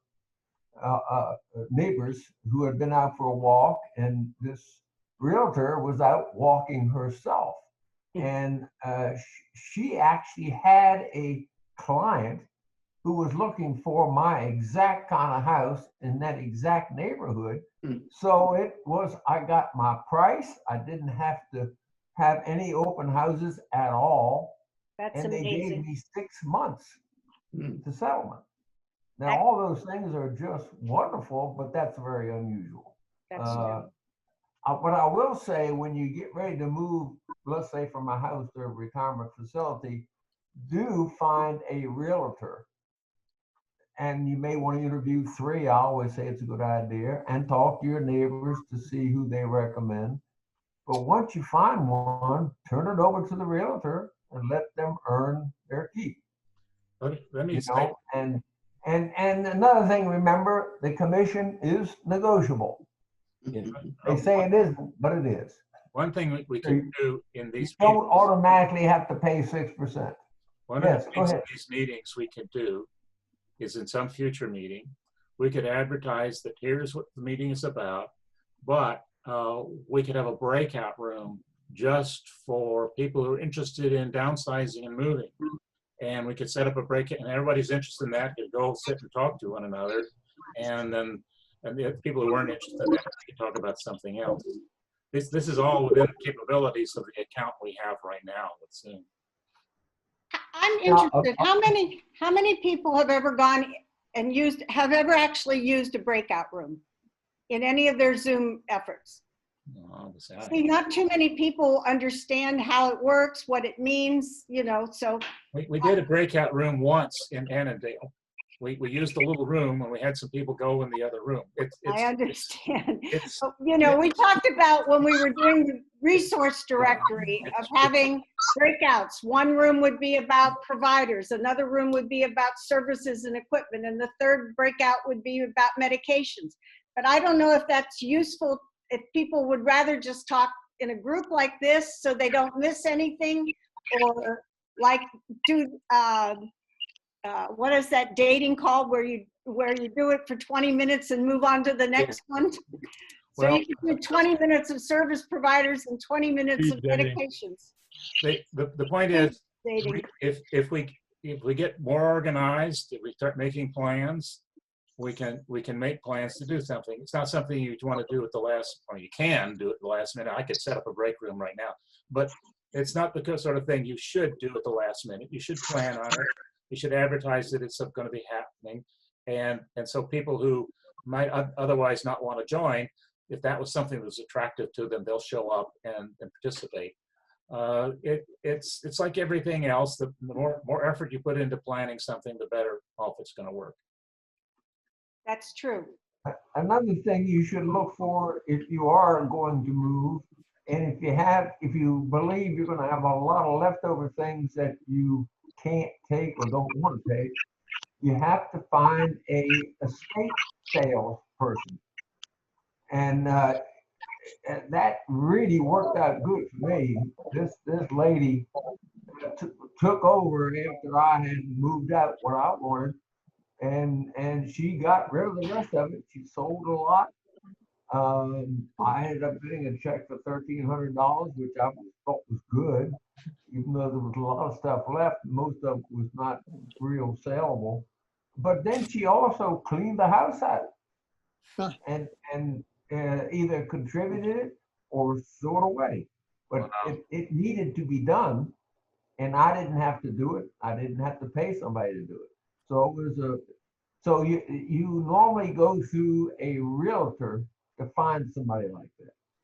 That's Somebody exactly the who- kind of thing, when we bring up a subject like that, we talk about speakers, it doesn't have to be a speaker, it can be a topic. We might not be able to get a speaker, but there's a lot of speakers on this screen right now. There's a lot of people who can cough up experiences that the rest, I wouldn't have dreamed of thinking about an estate sale. Isn't that for rich people? Only rich people. No, it isn't. It isn't, really, it isn't. Yeah, It can be difficult to find an estate sale person who is willing to take your job. I interviewed about 6, and I only found one lady who was willing to do it because everybody else said, you don't have enough to make it worth my while. They were very honest, and because it costs them money. They have to advertise, they have to hire people, they have to have a truck to get rid of the rest of it. So it isn't all easy for them. It's a profession. And the lady I chose, I was very lucky. She was excellent. I hope she stays in business for a while, so maybe some of you could use her. If you ever need somebody, get in touch with me and I'll give you her name and number. Max, where was she located? In Arlington, Virginia. Okay, good. All right. And Very, very low key, but very professional. And she did better than I thought she would. Mm-hmm. Just interesting, in a show of hands, how many are interested in pursuing a topic like this? How many are into considering downsizing or at least beginning to clear through? I cringe. If I ever got COVID and died, my kids would kill me already because I have too much stuff. So, Another thing I tell people, especially when they get really up in age, like I knew a couple who were in their 90s and they were worried about it. I said, don't worry about it. Let your kids take care of it once you're in. Well, I mean, why not?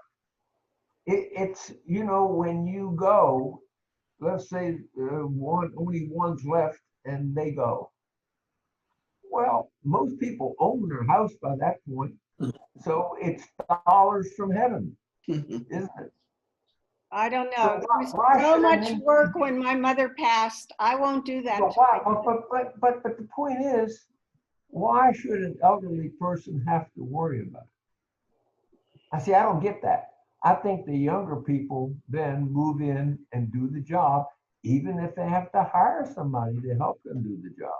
Yeah, if you don't like your kids, you can soak all the papers with water and wine first. Well, now, by the way, everybody should be getting rid of stuff they no longer need now. That should just be automatic. It's good for you, safer. That's the biggest problem. Most people just don't like to get rid of anything. The scanners. Well, that wasn't true with my wife and I. We had a yard sale literally every year. Oh, wow. Right. Every year after there was a book written by a Swedish woman who became very famous about how to downsize. Okay. Yeah. And she provides guidelines for that. And you got to be ruthless. Anyway, you might want to get a book if you're interested. With all of us we haven't heard from Rebecca. With all of us being at home, areas, there's a lot of organizations who really do like to have stuff. I can't think of Salvation Army is one we always do. but they're not taking it now. COVID, they are not taking donations. Oh, yeah, I understand that. Well, COVID messes everything up. Truly. We can't do anything like we used to, but that's going to go away. But I think you're right. The sentimental attachments, it makes a decision hard. I can't get my husband to give up a single book, even when the libraries were willing to take them. And I participate every year because I'm a retired librarian, and the used book sales would make $65,000 for George Mason Public Library. And they have stacks of books, boxes just stacked because they couldn't do the spring sales. And we are all like stuck with, what do we do with these beautiful books? So many of us have traveled, and those books shouldn't just, it killed me. They sell them to what's called a jobber for $1 a box. And there were beautiful books in those boxes, but Yeah, I've got over 300 physical Things books. are more and difficult. wait, we're talking over each other. Bob Hanson, it's your turn. I know the thing about books. I've got 300 physical books and another 100 or more that electronic books. Mm-hmm. And I'd like to get rid of the physical books, but nobody will take them now, and I will not throw them away. Just hold on. I'm convinced that this is going to work out, and we'll be back at doing the sales. I hope, at least. Yeah. All right, Robert, you have your hand up. Unmute, Robert. Yeah, again. You got him? Trying. There you go. Now, okay, now I'm unmuted. Is that better? Yes, please. Yeah. So we have plans to move eventually to Goodman House, which is a retirement community. And we also have something called Goodman House at Home, which has been very helpful at times for transportation and for medical assistance for people who don't have any insurance for that sort of thing. But that's kind of stalled right now, moving to Goodman House and also selling this house. It would certainly be easier for me getting around with the rollator in a retirement place like that.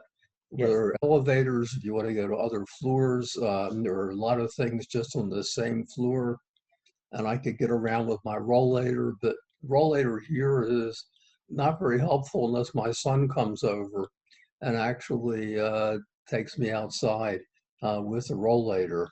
But I have donated a large number of books from my library over the last few years before COVID came in to the Alexandria Friends of Library. But I've got boxes and bags of them right now that are just waiting to be donated. And I'm probably going to have to go through a second sort to make it more realistic about what we can take with us. But I have a large number of chemistry books from my library. I have antiquarian chemistry, antiquarian mathematics. I like to collect antiquarian science books in general. Also, I've traveled to a lot of different places and I've collected guidebooks from different places, including Baedeker guidebooks, which haven't been published in that original form in a long time, but beautiful guidebooks. And I was very hard to find them before the internet existed. Every time we would go traveling and I saw a small bookstore somewhere, we would stop and I would say, do you have any Baedekers for sale? No. Oh, maybe we have one. You can come and look at it. Well, other people, I guess, Bruce, you must know what a Baedeker is. Yeah. So anyhow, oh, by the way, I would like. I mean, why don't you sell them on eBay? There are Sell people out there them. looking for them. Get on eBay. It means I'd have to go to the post office in order to do that. And right now, I'm reluctant to leave the house, except to go to doctor's appointments. COVID has really Sounds familiar. changed our lives, no doubt. Yes, it has. I mean, my daughter is in Wichita now for several years now, and I haven't really seen her in person for over a year now. So it's sad. I haven't been able to see my grandchildren in Wichita. I guess that's just the way it is. But one of these days, hopefully I'm still alive, that we'll move into Goodman House. So I'm still, we have an organizer who does come to the house.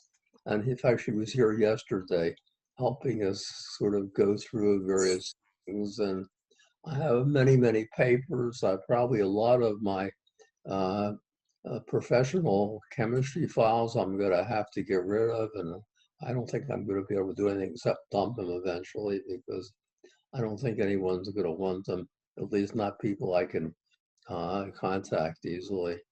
Robert, I have a quick question. I have a friend who has just had stem cell transplant and needs help at home, not medical help. She has a healthcare aide. She needs somebody like you're talking about that would help with her bills and her grocery shopping. How did you find this person? Well, this particular person is a home organizer, and she worked for my wife, Sophie. Before my Sophie and I got married, we both had second marriages after our spouses died. So, you know, she was living in Rockville and moved to the house in Alexandria, sold her house. So we've been having a good life here together. We're getting all of our groceries delivered either from Peapod or for Whole Foods via Amazon. Right. I wish I could get delivery from Trader Joe's, but all the things from Trader Joe's are kind of unique. Yeah. I'm not going to be able to get. But anyhow, you wanted to know about some. So we do have somebody who comes in periodically to clean. Right.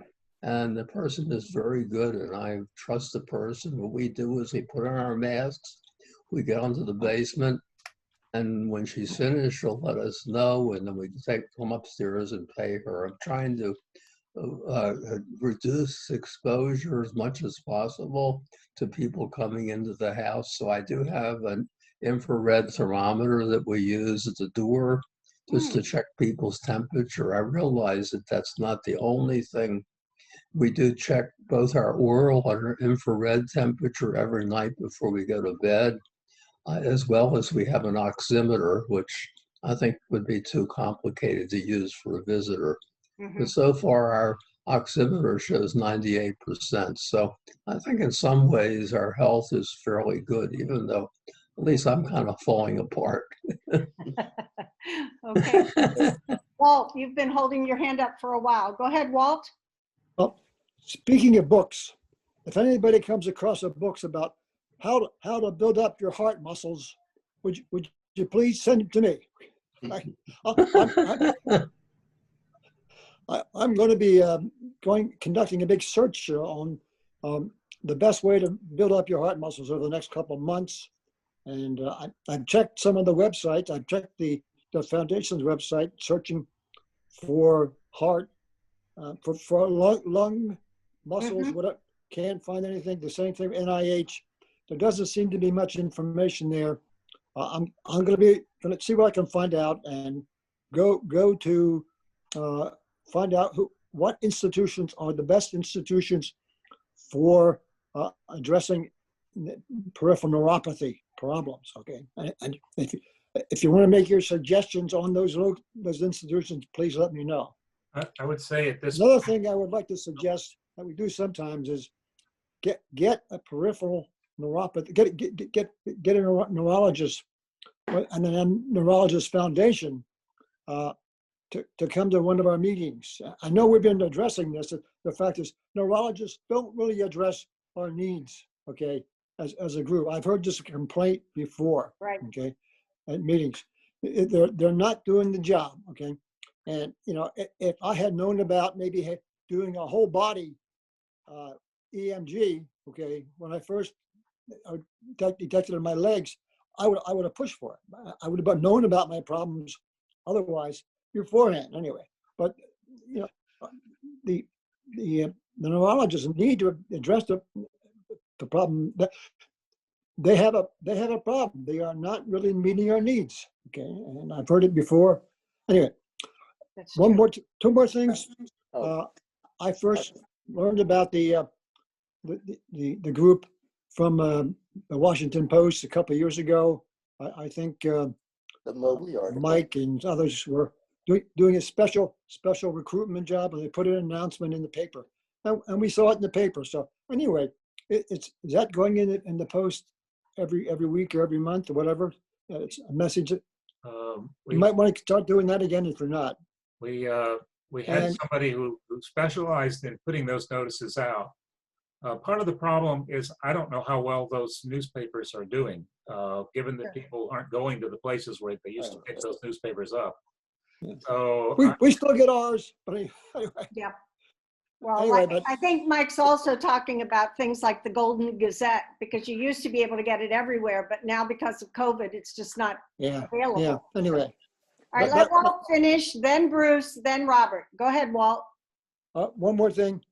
I also love Zoom, love the Zoom meetings, and I hope this group can continue to have them every month, okay? And even if they have in person, because they do fill a need to a lot of people who can't get around too well. Anyway, thank you for listening to my lung filled problems. Well, good luck. Bruce. Okay. My next. Thank you. Okay, two things. I want to just offer kudos to Deborah for really being for a first-time participant, adding a lot of helpful hints, knowledge, and ideas to our meeting tonight. And I think she should be recognized for that. And the other thing is, and I don't know, don't get mad at me, but I know the best realtor in Northern Virginia. He's in Alexandria. His website is brianblock.com, BRIANBLOCK.com. And he was not he may negotiate it if it's a really expensive house, like over $1 million, which everything in Alexandria Old Town is. But he'll keep his commission, or he only gets half anyway. And I won't even mention he's my son-in-law. Okay, Robert, your turn. Yes, thinking about people that I've gone to. I did have a long-term neurologist at Georgetown, and he unfortunately retired. So now I'm seeing a woman, Dr. Mundell, she would just return from a pregnancy time off. So I have an appointment to see her again next week that I'm looking forward to. I also have a problem that she helped me with that I didn't even know existed. I have a problem that I have too much salivation a lot of times, which may be a neuropathy problem. But what she does is she gives me Botox injections for this on the outside of my cheeks. And I had never heard of such a thing before, but it's something that interferes with my getting to sleep at night. Because you sort of cough and gag on it if you're producing too much saliva when you're lying down. So the other two people I've seen is it was somebody at Brigham and Women's Hospital in Boston that's associated with Harvard. And by the way, speaking of Harvard, I also subscribe to several other newsletters, which are not very expensive and I think are helpful if you've happened to find one that has an article that's associated with one of your problems. And in the Mayo Clinic, that we actually made 2 trips there because it took them more than a week to give me all the tests they wanted to do. And unfortunately, they could not schedule them consecutively. So we had to go home and come back again, which was kind of hard, except to give me an opportunity to visit with some old friends in Minneapolis while I was a postdoc at the University of Minnesota. So I got to renew my friendship with those people. So sometimes travel has unexpected benefits. Yes, for sure. Quick put, Robert, I also have a salivation problem. I know what you're talking about. So it could be a byproduct of. Have you done anything about it? Yeah. No. I don't know. Okay. No. Well, I hope you can get access to a Botox injection. One injection does not cure the problem. You have to have it repeated every 3 or 4 months. Well, Okay.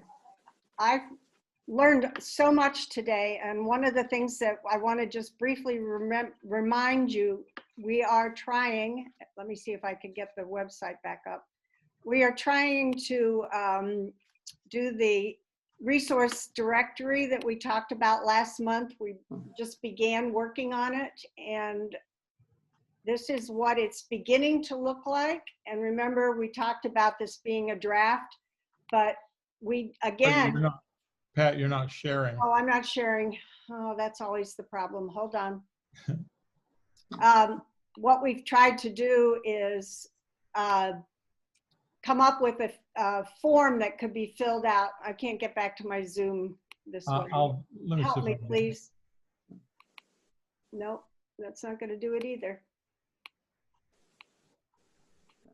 I thought I had this down pat, but I guess I don't. Pat doesn't have it down pat. Well, anyway, this is my Gmail. You don't need to see that. What we're trying to do is come up with what I call a fillable form, where people would fill out literally the name of the provider or the name of the service, give us the location information, give us contact information. What we got a little bogged down on was the whole legality issue and whether we could afford the risk, and I don't even know if it's a real risk, of commenting negatively on someone and then that person suggesting to us, thank you. I'm sorry. Yes, thank you. That person suggesting to us a defamation or a slander or something. What's the written version of slander? Libel. Libel. And so we sort of came to a halt, but what do you, I don't know, I don't want to speak for everybody. Judd, do you have an opinion of where we are with this? Well, I've talked to my lawyer daughter just to get a little unpaid legal advice. And she thought that this was no different than. You need to go down, scroll down, please. Oh, there. Like right here, yeah. Yeah. She thought it was no different than Google, like Yelp reviews, Google reviews, and so forth. And I said, but what about, you know, don't we absorb some liability being in the group that's carrying this, you know, as in a paper, as in a newspaper? And she basically said, no, that we basically, the internet and the way we're doing the website, as long as we were responsible in what we put up there, then nobody could come back and sue us. And probably what they would come back and say, I don't agree with your assessment, take mine down, and we do it if that's what it came to. So I was one of the ones that thought there was some liability, and now I think maybe she's right. That, but we still need to be careful about that, because just in the meetings I've attended, we've talked about, you know, acupuncture works, acupuncture doesn't work. I think my Meta NX, you know, vitamin cocktail is a miracle drug for me. Michael doesn't agree, and he's seen some negative stuff. So, you know, internally we just fight about it. So I don't know how we do it. I think it could be extremely popular. This could be very useful to people. Judd, can you go down to where we had the comment section originally? Yes. We had this, not we, Judd put this up on sort of a, you could write a comment, not just put the location and the name and the telephone and all, but ask questions. Did they have Medicare coverage? Did you think the gabapentin helped? Note, they aren't open on Fridays. All of that is useful information, but we were reluctant to put that personal an assessment. Maybe there was one that was a little more negative, or I absolutely think Dr. Hoke is hokey, and I don't know why. I don't know why everybody recommends him. I don't, believe me. I respect him completely. So, you know, this is where we sort of stopped, but at one point, Brenda Cheadle offered to sort of help with it. a woman whose name is Donna, and I can't remember her last name, and another person named Joanne, all said that they would help with the compiling of it. But Judd, you didn't even think that that was necessarily necessary. If they filled this out and people could just read it on the website, it really doesn't need organized? Well, we're over 4 o'clock, so I'll try to make this short. It works like this. We have a working database that is a contributor database. Let's say I have a favorite provider I want to recommend. I can go behind a password. I can fill out that information.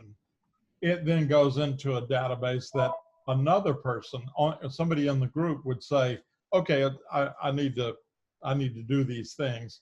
And they would look at that database and they would copy the information over to the public database. And this is a little program called Airtable. It is a really useful little spreadsheet type program, database program, but it immediately appears as soon as you fill it out. So it's very minimal in terms of its maintenance. Yes, somebody who had no experience in database or even spreadsheet could learn this very quickly. And then, we'll worry about filling in the data, but here would then handle it. And we could come up with a directory pretty quickly, I would say. And then when somebody in the group says, I have a doctor, he's a miracle worker, that kind of thing, then we would say, okay, here are the instructions for putting this in the database. And they would put it in the database, and they would write to they would just fill out a form, basically. And then the volunteer, however they did it, once a month, once a week, would go through the list and find the contributions and update the database. So it's as up to date as our volunteer could make it.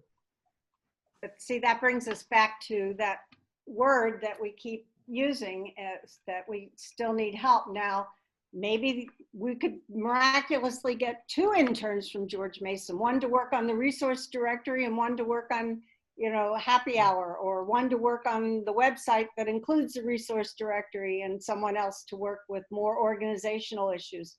So we're going to be exploring that. I know it seems sometimes like we talk about the same thing every month, but we actually are working behind the scenes and we are making progress. And we would love help from anyone who is interested in any of it that we've talked about today. Also, I'm going to put in a plug. I've come to the conclusion. I don't have a lot of pain, but I do have some. I have numbness and pain. Certainly, it's affected my balance dramatically.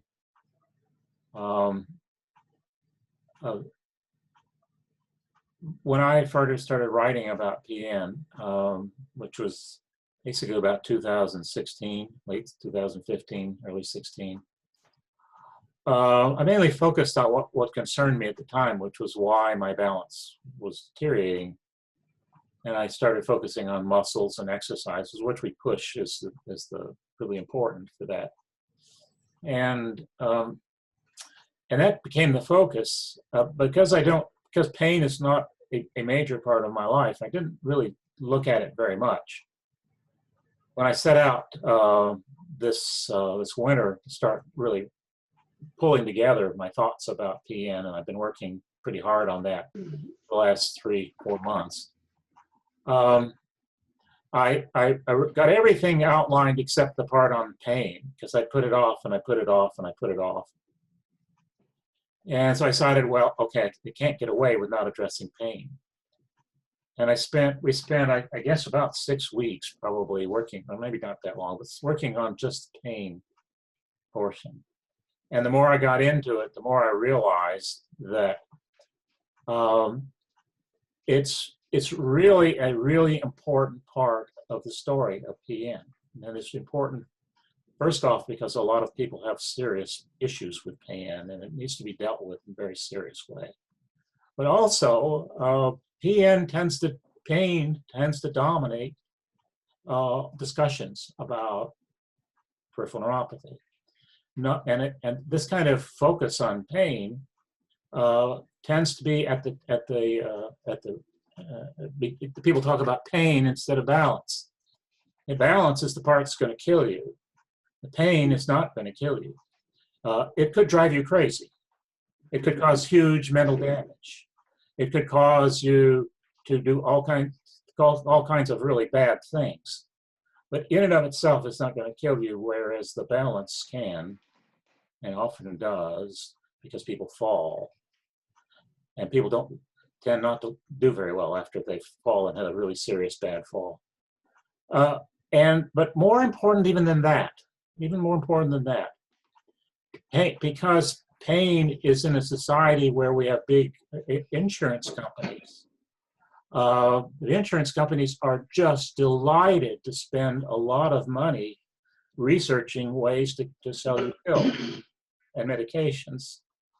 And so the discussion about pain tends to dominate it needs to be the dominant topic in PN. And the effect is to distract everybody among not just the patients, but the whole medical community, and any discussion at all about PN tends to be tended toward discussing pain and addressing pain. And so I've written a really long blog article. I don't know whether it's any good or not, but I think it's good. I've sent it out to a couple of people to review. I'm going to post it on the website. I'm hoping anybody who wants to read it, let me know, or let Pat know, or something, and respond to the last message or something, and I'll send you a copy. I really would like to get a chance to have people weigh in a little bit before I post it, because I consider it to be an extremely sensitive subject. The people who really talk about pain a lot, the professionals who talk about trying to treat pain, anytime they come in and they start to talk about trying to treat it, they get accused of being somebody who doesn't understand my pain. You don't understand. I'm in terrible pain. You just don't understand.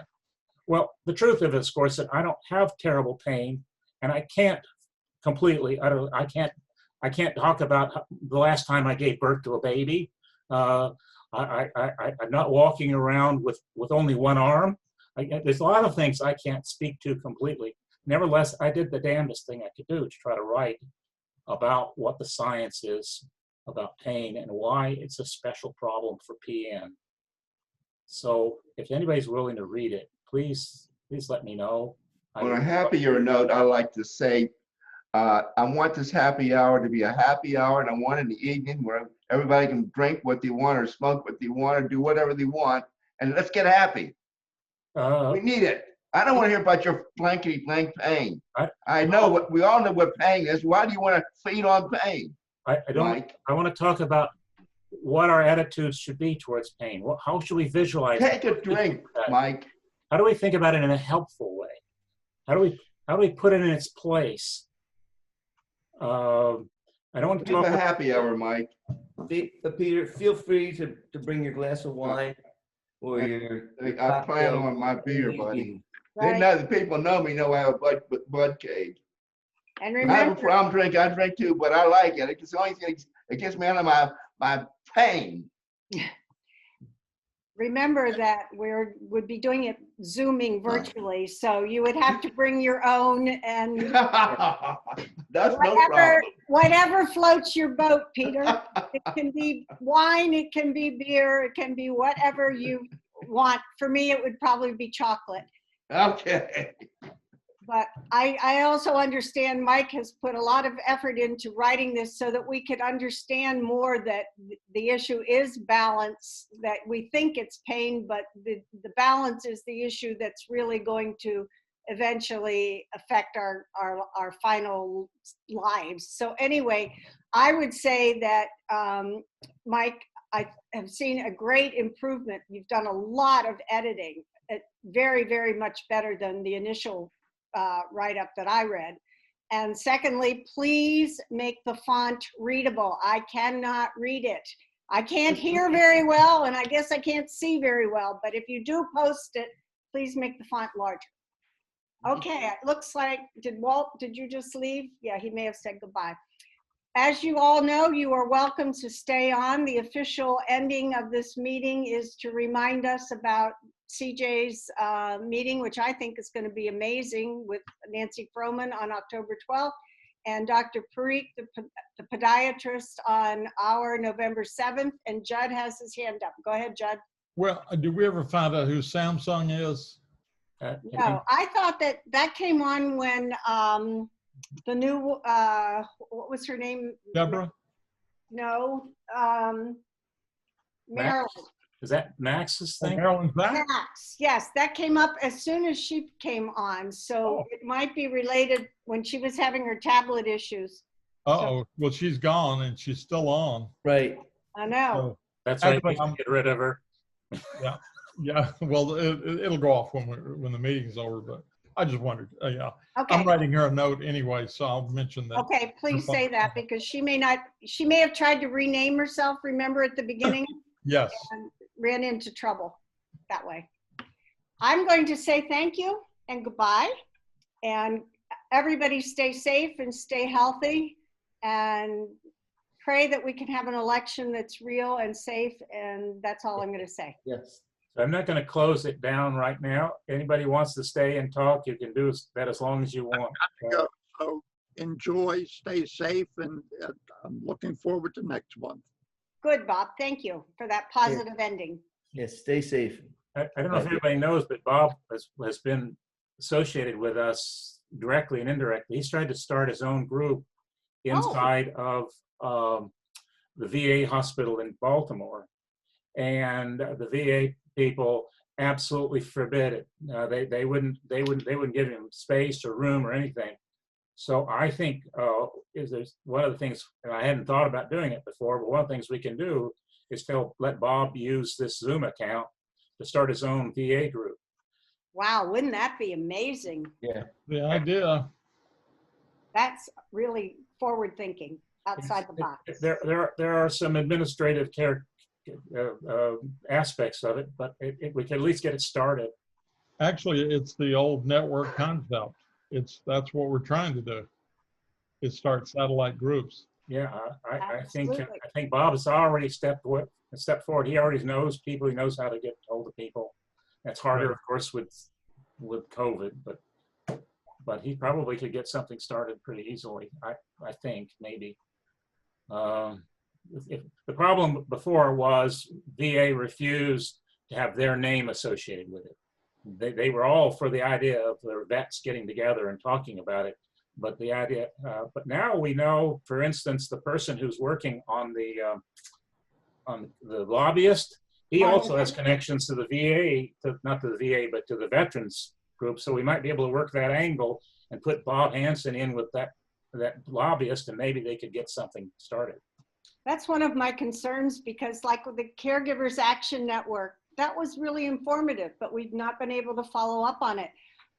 We've had wonderful presenters that, again, if we could somehow, this is what we need, is some more help in making those contacts and establishing those relationships, which is why we need the network.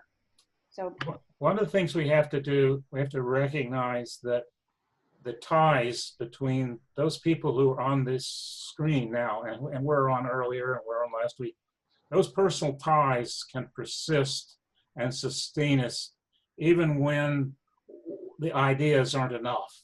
We have lots of ideas and we can't fulfill all of them, but we've got these personal ties. These personal ties, if we cherish them, they will help us sustain us from one month to the next month. And the better organized we are, the stronger those, more effective we'll be. But we've got to count on the fact that Peter is going to show up, and Peter's going to criticize me when I say something he thinks is stupid, and he's not going to hesitate to say so. I like you too, Mike. Those ties are going to be really vital. Amen, brother. Robert, unmute. Here, I'll try to unmute him. Unmute. There, okay. He's got it. Yeah, I'm trying to be careful not to keep it muted when I'm not using it, so there's no extraneous sounds coming in. But anyhow, I think I mentioned earlier that I have a disease called myelofibrosis, and I joined a listserv back in before 2008 when I was first diagnosed with this latest one. That helped me find that clinical trial in Houston. But this is an amazing thing that I had never belonged to anything else like this. It's called mpn.net. And I understand there are more than 3,000 people who belong to this listserv around the world. So, you know, it gets sent out every day.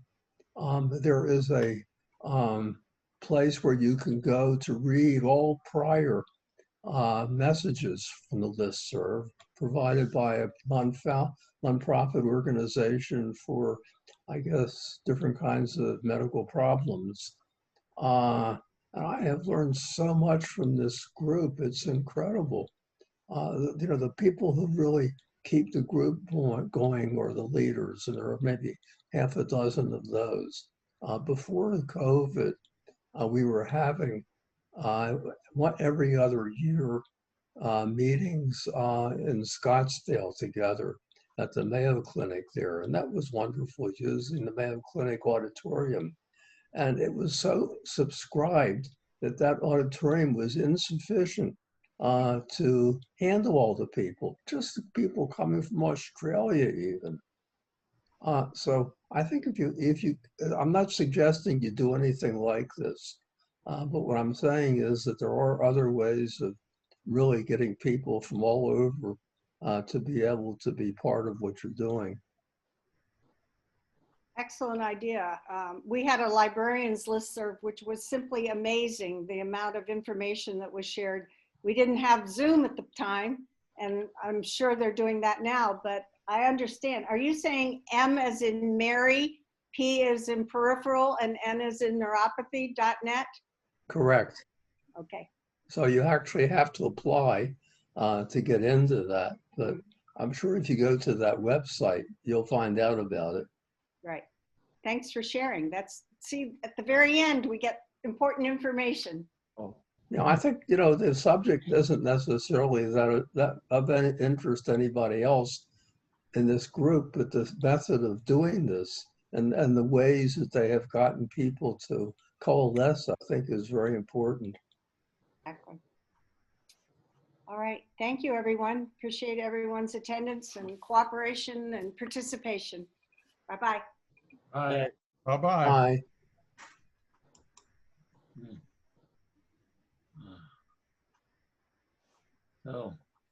So Peter, so did I offend you deeply?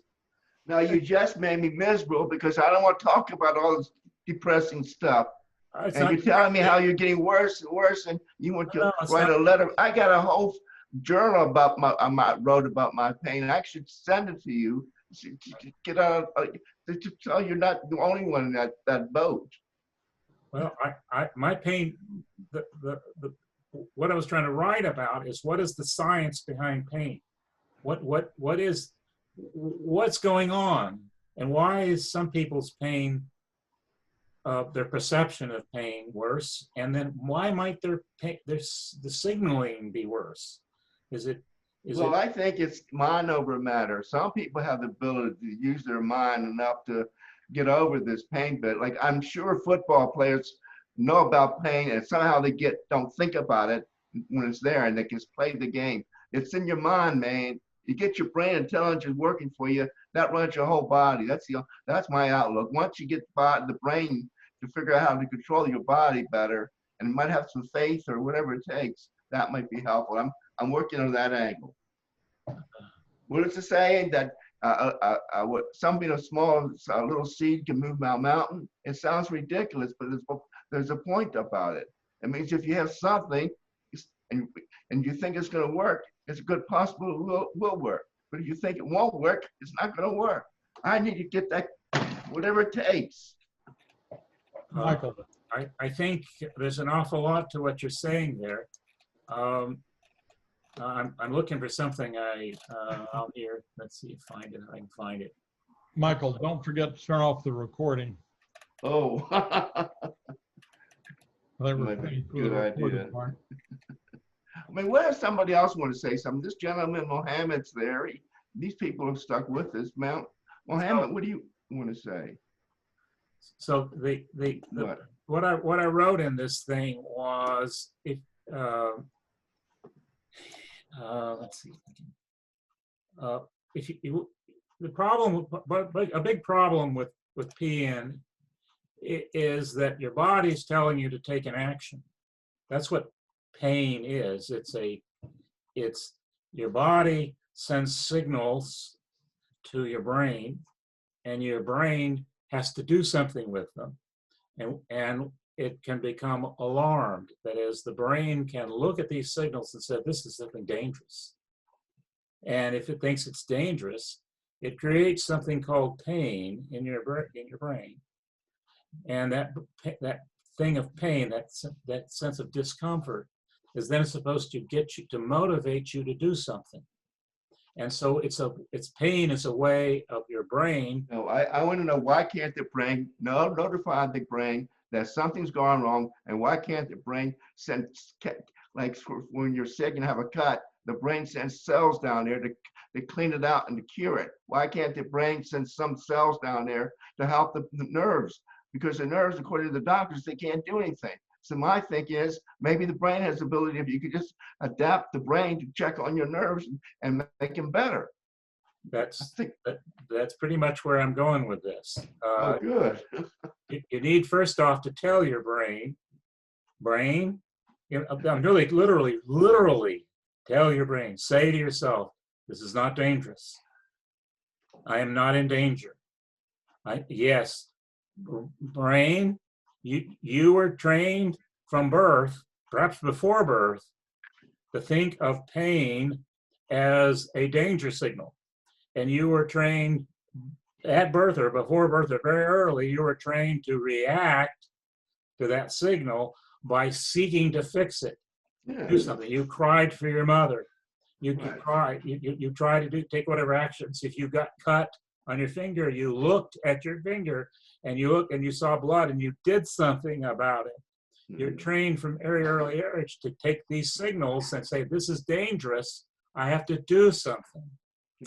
But you can't do anything about the signals that are coming from your feet. No. There's nothing you can do that we know of. So you've first off got to tell your brain over and over and over again, it's not dangerous. Stop yelling at me. Stop telling me that it's dangerous, because I know it's not dangerous. I know there's nothing, it's dangerous in the long run, but immediately it's not dangerous. You can do something, you can distract your brain. You can get busy with something else, like you were talking about football players. You can get busy with something else. You can distract your brain.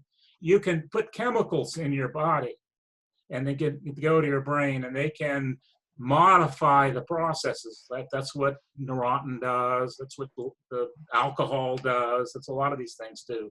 You can modify the way the brain processes these things. And if there's something wrong going on, depression, trauma, illness in the brain, things that are actually physically wrong going in the brain, you can try to treat those things. So for people who have depression, you can try to take antidepressants to relieve that.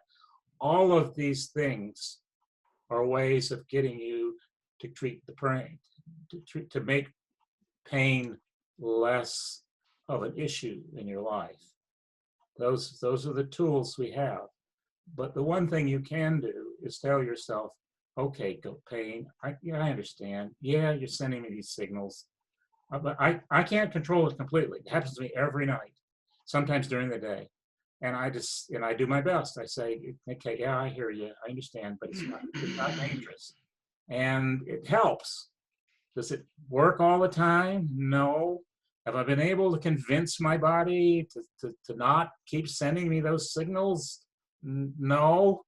Have I convinced my brain yet to ignore all those signals? No. But you have to recognize that's what's happening. What's happening is your brain is interpreting those signals as danger signals. And it's telling you, do something, do something, do something. Well, there's nothing you can do. So you got to tell your brain, cool it, stop saying that. And it basically, that's the basic technique that's being used in the best pain centers in the world to try to deal with chronic pain. Back pain is another example. Now, there are differences in back pain and PN pain. There are differences in these forms of chronic pain.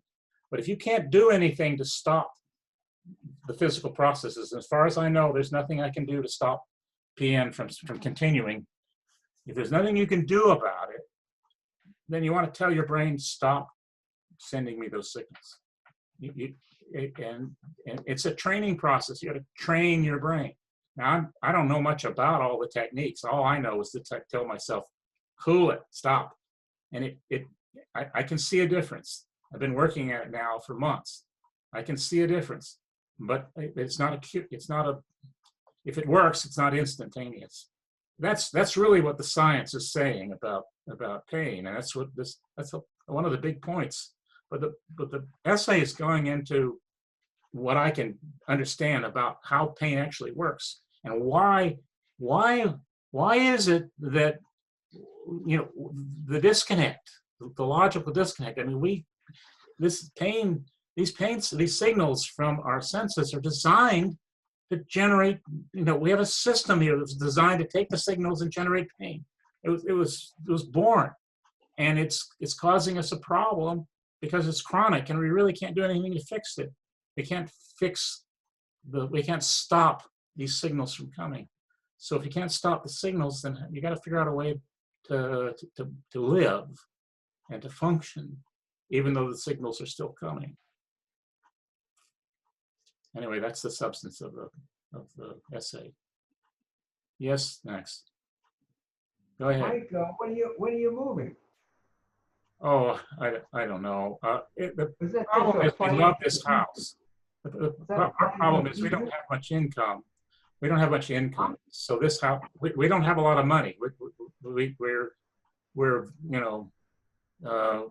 modest income people, and the house is a $500,000 house. And Well, that's a lot of money. huh? That's a lot of money. That's a lot of money, yeah. And it's a big part of our budget. It's too big a part of our budget.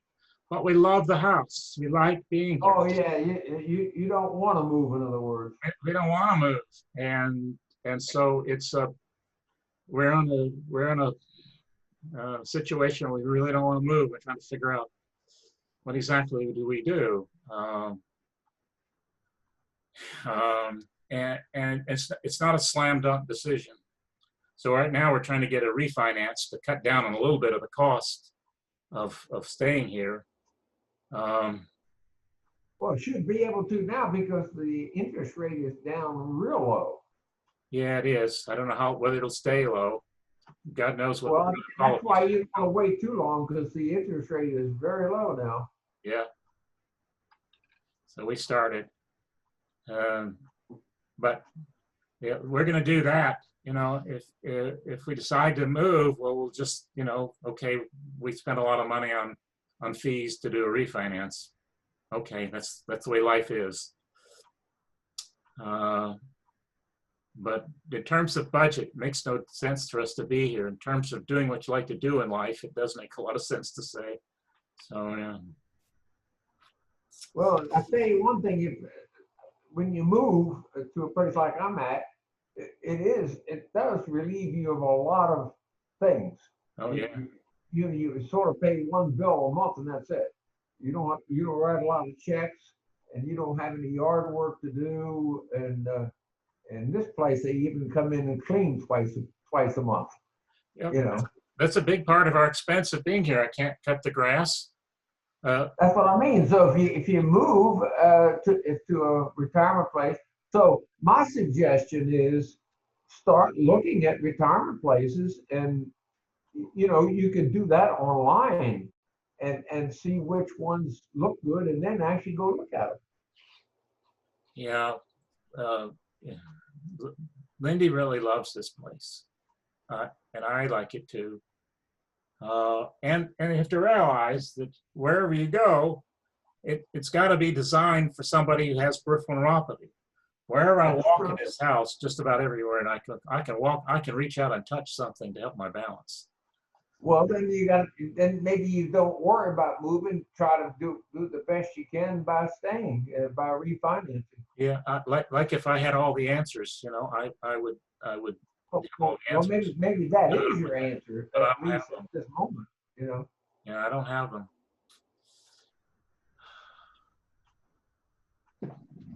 All right. Are you off, Peter? Peter, you gone? Well, I was going to go take the bathroom, but anyway, just as I'm going to give you an example of what happened to me last night. Oh gosh.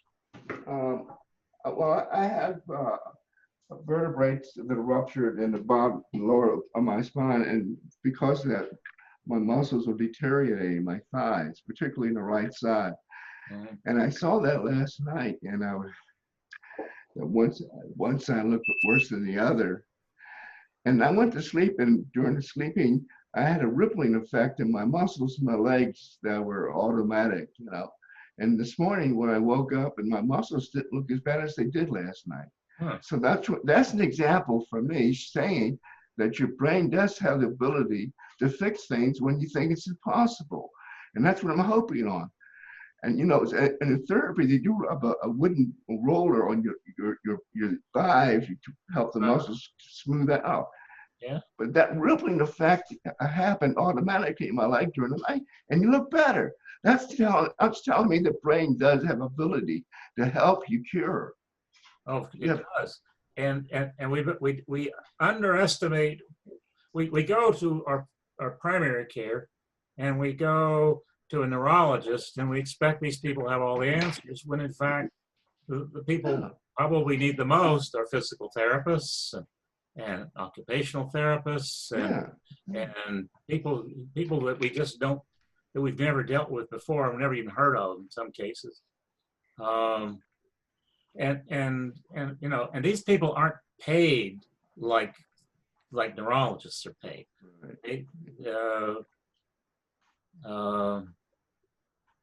Well, I want to, workers out there that we don't use. Mohammed hasn't said much, but I remember Mohammed used to tell us that he had acupuncture in his ear, and that cured some sensations he had from another problem, and it worked. Now, I had that acupuncture in my ear for sessions, but it didn't work for me. But there is purposes in acupuncture. It's supposed to do something to connect the senses or help the body get better. So there is possibilities that are out there.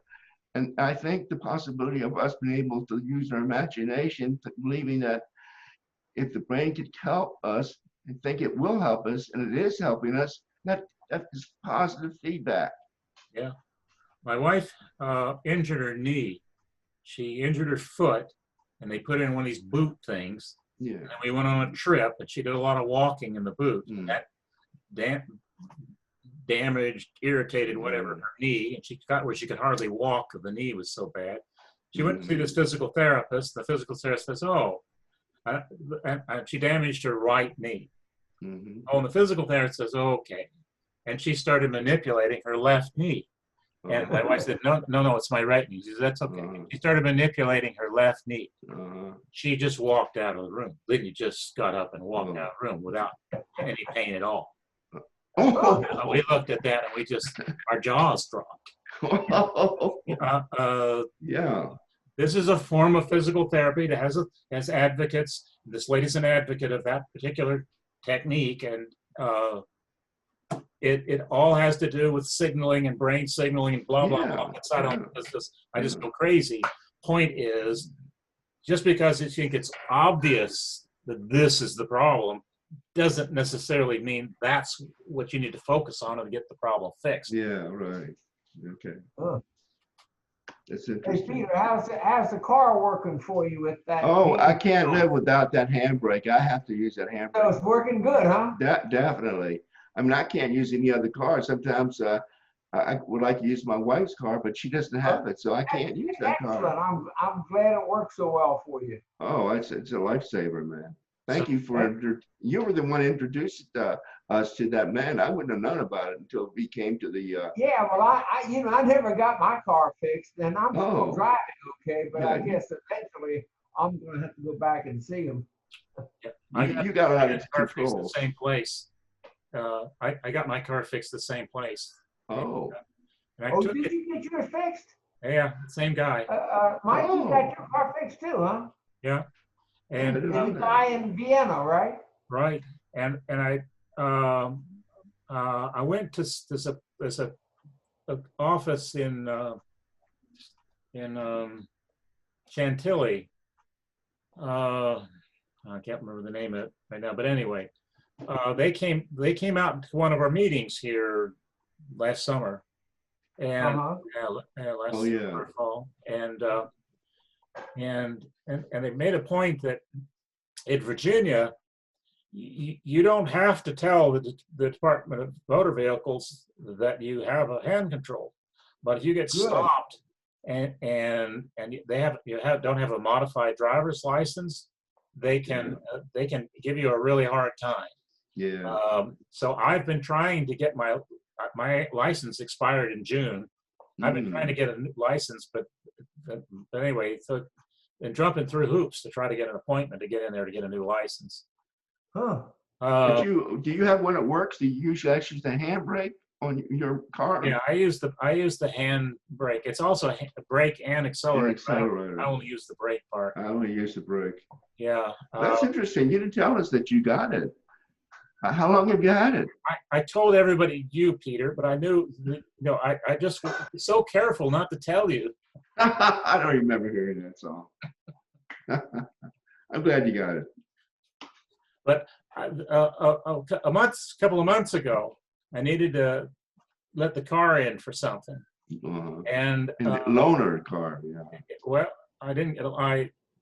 My son has an extra car. It's a Corolla. And I said, well, we'll drive this Corolla. I can drive a little bit without the handbrake. After all, I get in there and I get to the end of the block, and I said, no, the brakes is too small. The brake pads are too small. No, yeah, everything's just. Yeah, I can't do it. Yeah. Actually, I bought a new car, and I thought I could do it, and I found out that I couldn't. But thank God, I came back the same day, and I could return it. Yeah. But I wanted to buy a new car, but I couldn't do it without that handbrake. And the problem was the pedal was smaller. Now the newer ones, the pedals are smaller than the old cars. Used to have big pedals, brake pedals. But this new ones have smaller ones, and I almost had an accident in a brand new car. So. Yeah, you can arrange to have the. I think the dealers now will make arrangements to put controls in. You can rent a car. Rental will do that too. Yeah. That's good. Yeah, that's a good idea. When I had a car that I had to get a rental, and they got my car with the handbrake in it for me. Yeah, that was real good. So they gave, like, when I borrowed my son's car, he drove about one block, and I said, "This is ridiculous." It's scary. I tell you, it really is scary. Yeah, so we made it. Mike, I get back to your refinancing. Have you actually been to some place to check on the price of refinancing? I looked online. It's about, so we have 4.75, and I looked at it, and the online rates are around 3%. Okay. When I went to the bank, that I have the current mortgage with, and they wanted 3.75 or 3.5 or something. In other words, there was a big difference between the online and my current mortgage. But how much were they? How many fees were they going to charge? Oh, I don't know. It ends up costing about $5,000 to do the. Oh, no kidding! Yeah, it's. I didn't realize it was that much. I thought it was closer to 2 or 3. But if I could get it financed at 3%, we'd be saving $450 a month. So in a year, it paid it all off. Mm. And now, by the way, did you have military service? A what? Military. Military. Are you a vet? Oh, A no. veteran? No. You're not? Well, not really. I don't consider. Oh, I mean, that's too bad because they got this ad on TV where they say there's no fees if you're a vet. Mm. Yeah, I don't know. I'm very suspicious of ads on TV. You know. Well, I mean, I don't know. We all buy a lot of things on TV now. Yeah. I don't know. I'm very suspicious about ads on TV. They sounds like a good way to stumble into something that, oh, I didn't know that. Yeah. Well, good luck to you on that. All right. And to tell you the truth, I gotta go because I gotta go. Okay, that's what I thought. All right. So I'm gonna phase out of here. Nice talking to you, gentlemen. Thank you. When I leave, don't fight. Hey, don't fight. We're on Zoom. That's impossible. Y'all take care. Okay. Thanks. Bye-bye. All right. So Peter, if we talked our way out. Yeah, I'm glad we got talking together again. You know, you and I connect, and it's easy for us to talk to each other. I like that. Yeah. Oh gosh. Yeah. If I send you the essay, will you read it? Sure. Okay. Good. All right. God bless you. Goodbye. Bye-bye. Yeah. Bye. Muhammad, are you still talking or are you busy doing something else? He's on mute. He's on mute.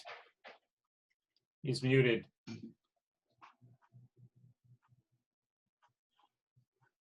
I can't unmute him. Can you unmute him? No, he's a big boy now. He will unmute when he's ready. He's hunting for the magic button. Oh, there he goes. Oh, there he goes. After surgery, I'm so limited in my mental capabilities. I'm trying to write down what the surgery is involved. And it's taken me almost an hour to write 10 lines. Mm. I have to read. What kind of surgery was it? A deep brain stimulation surgery. Oh, really? Is it what it is it drills 2 holes up the top of the head. Mm. Oh my goodness. You see it? Okay. Well, it wouldn't help me because there's nothing in there. You're funny. Well, I think that's happening to me. And so it's been one rather complicated problem. Oh my goodness. The first drill was on the 13th of August. Uh-huh. And it was perfect. It was perfect. It felt very good. And 2 weeks later was the second drill. And that sort of messed things up because the second drill uses that part of the brain, the basic ganglia, that deals with the non-movement side. Is it going to help your movement? Well, the reason is that you do deep brain surgery because all the medications have become useless. Oh. And so there's new technology, which has been around for 20 years, and some very fast developments in the last 3 years. And basically, it will, in the end, eliminate certain problems of movement, like tremors, extremely controlled tremors. And I mean, they're finding more and more uses of how to put this wire through your skull. Yeah. And, so the situation in the second one has not been very good because I got inflammation. And so the next stage was delayed. And instead of being 2 weeks later, like the end of September, end of August, it is now going to come at the end of October. So I'm getting my shoulder replaced here in second week in November. So what I know is there's 2 electrodes coming out of the brain, and they're going down the neck, back of the neck, dangling, doing nothing, because the next stage is to put what's called a generator in the chest and link up these 2 electrodes. And for some reason, I have to wait another 3 weeks before the neurologist can start fiddling around with the computer, with the generator, and the right amount of voltage to the right part of the brain. And that's when things really start getting good. But in the meanwhile, I'm declining. My Parkinson's Parkinson's progressive, Getting worse. It's getting and worse. Yeah. so it's my feet burn at nighttime. All that crap. Anyway, I will finish this thing next time. All right. I hope so. I'm So- very, so- very, So we expect you to do the moon dance like the moonwalk like Peter did next time.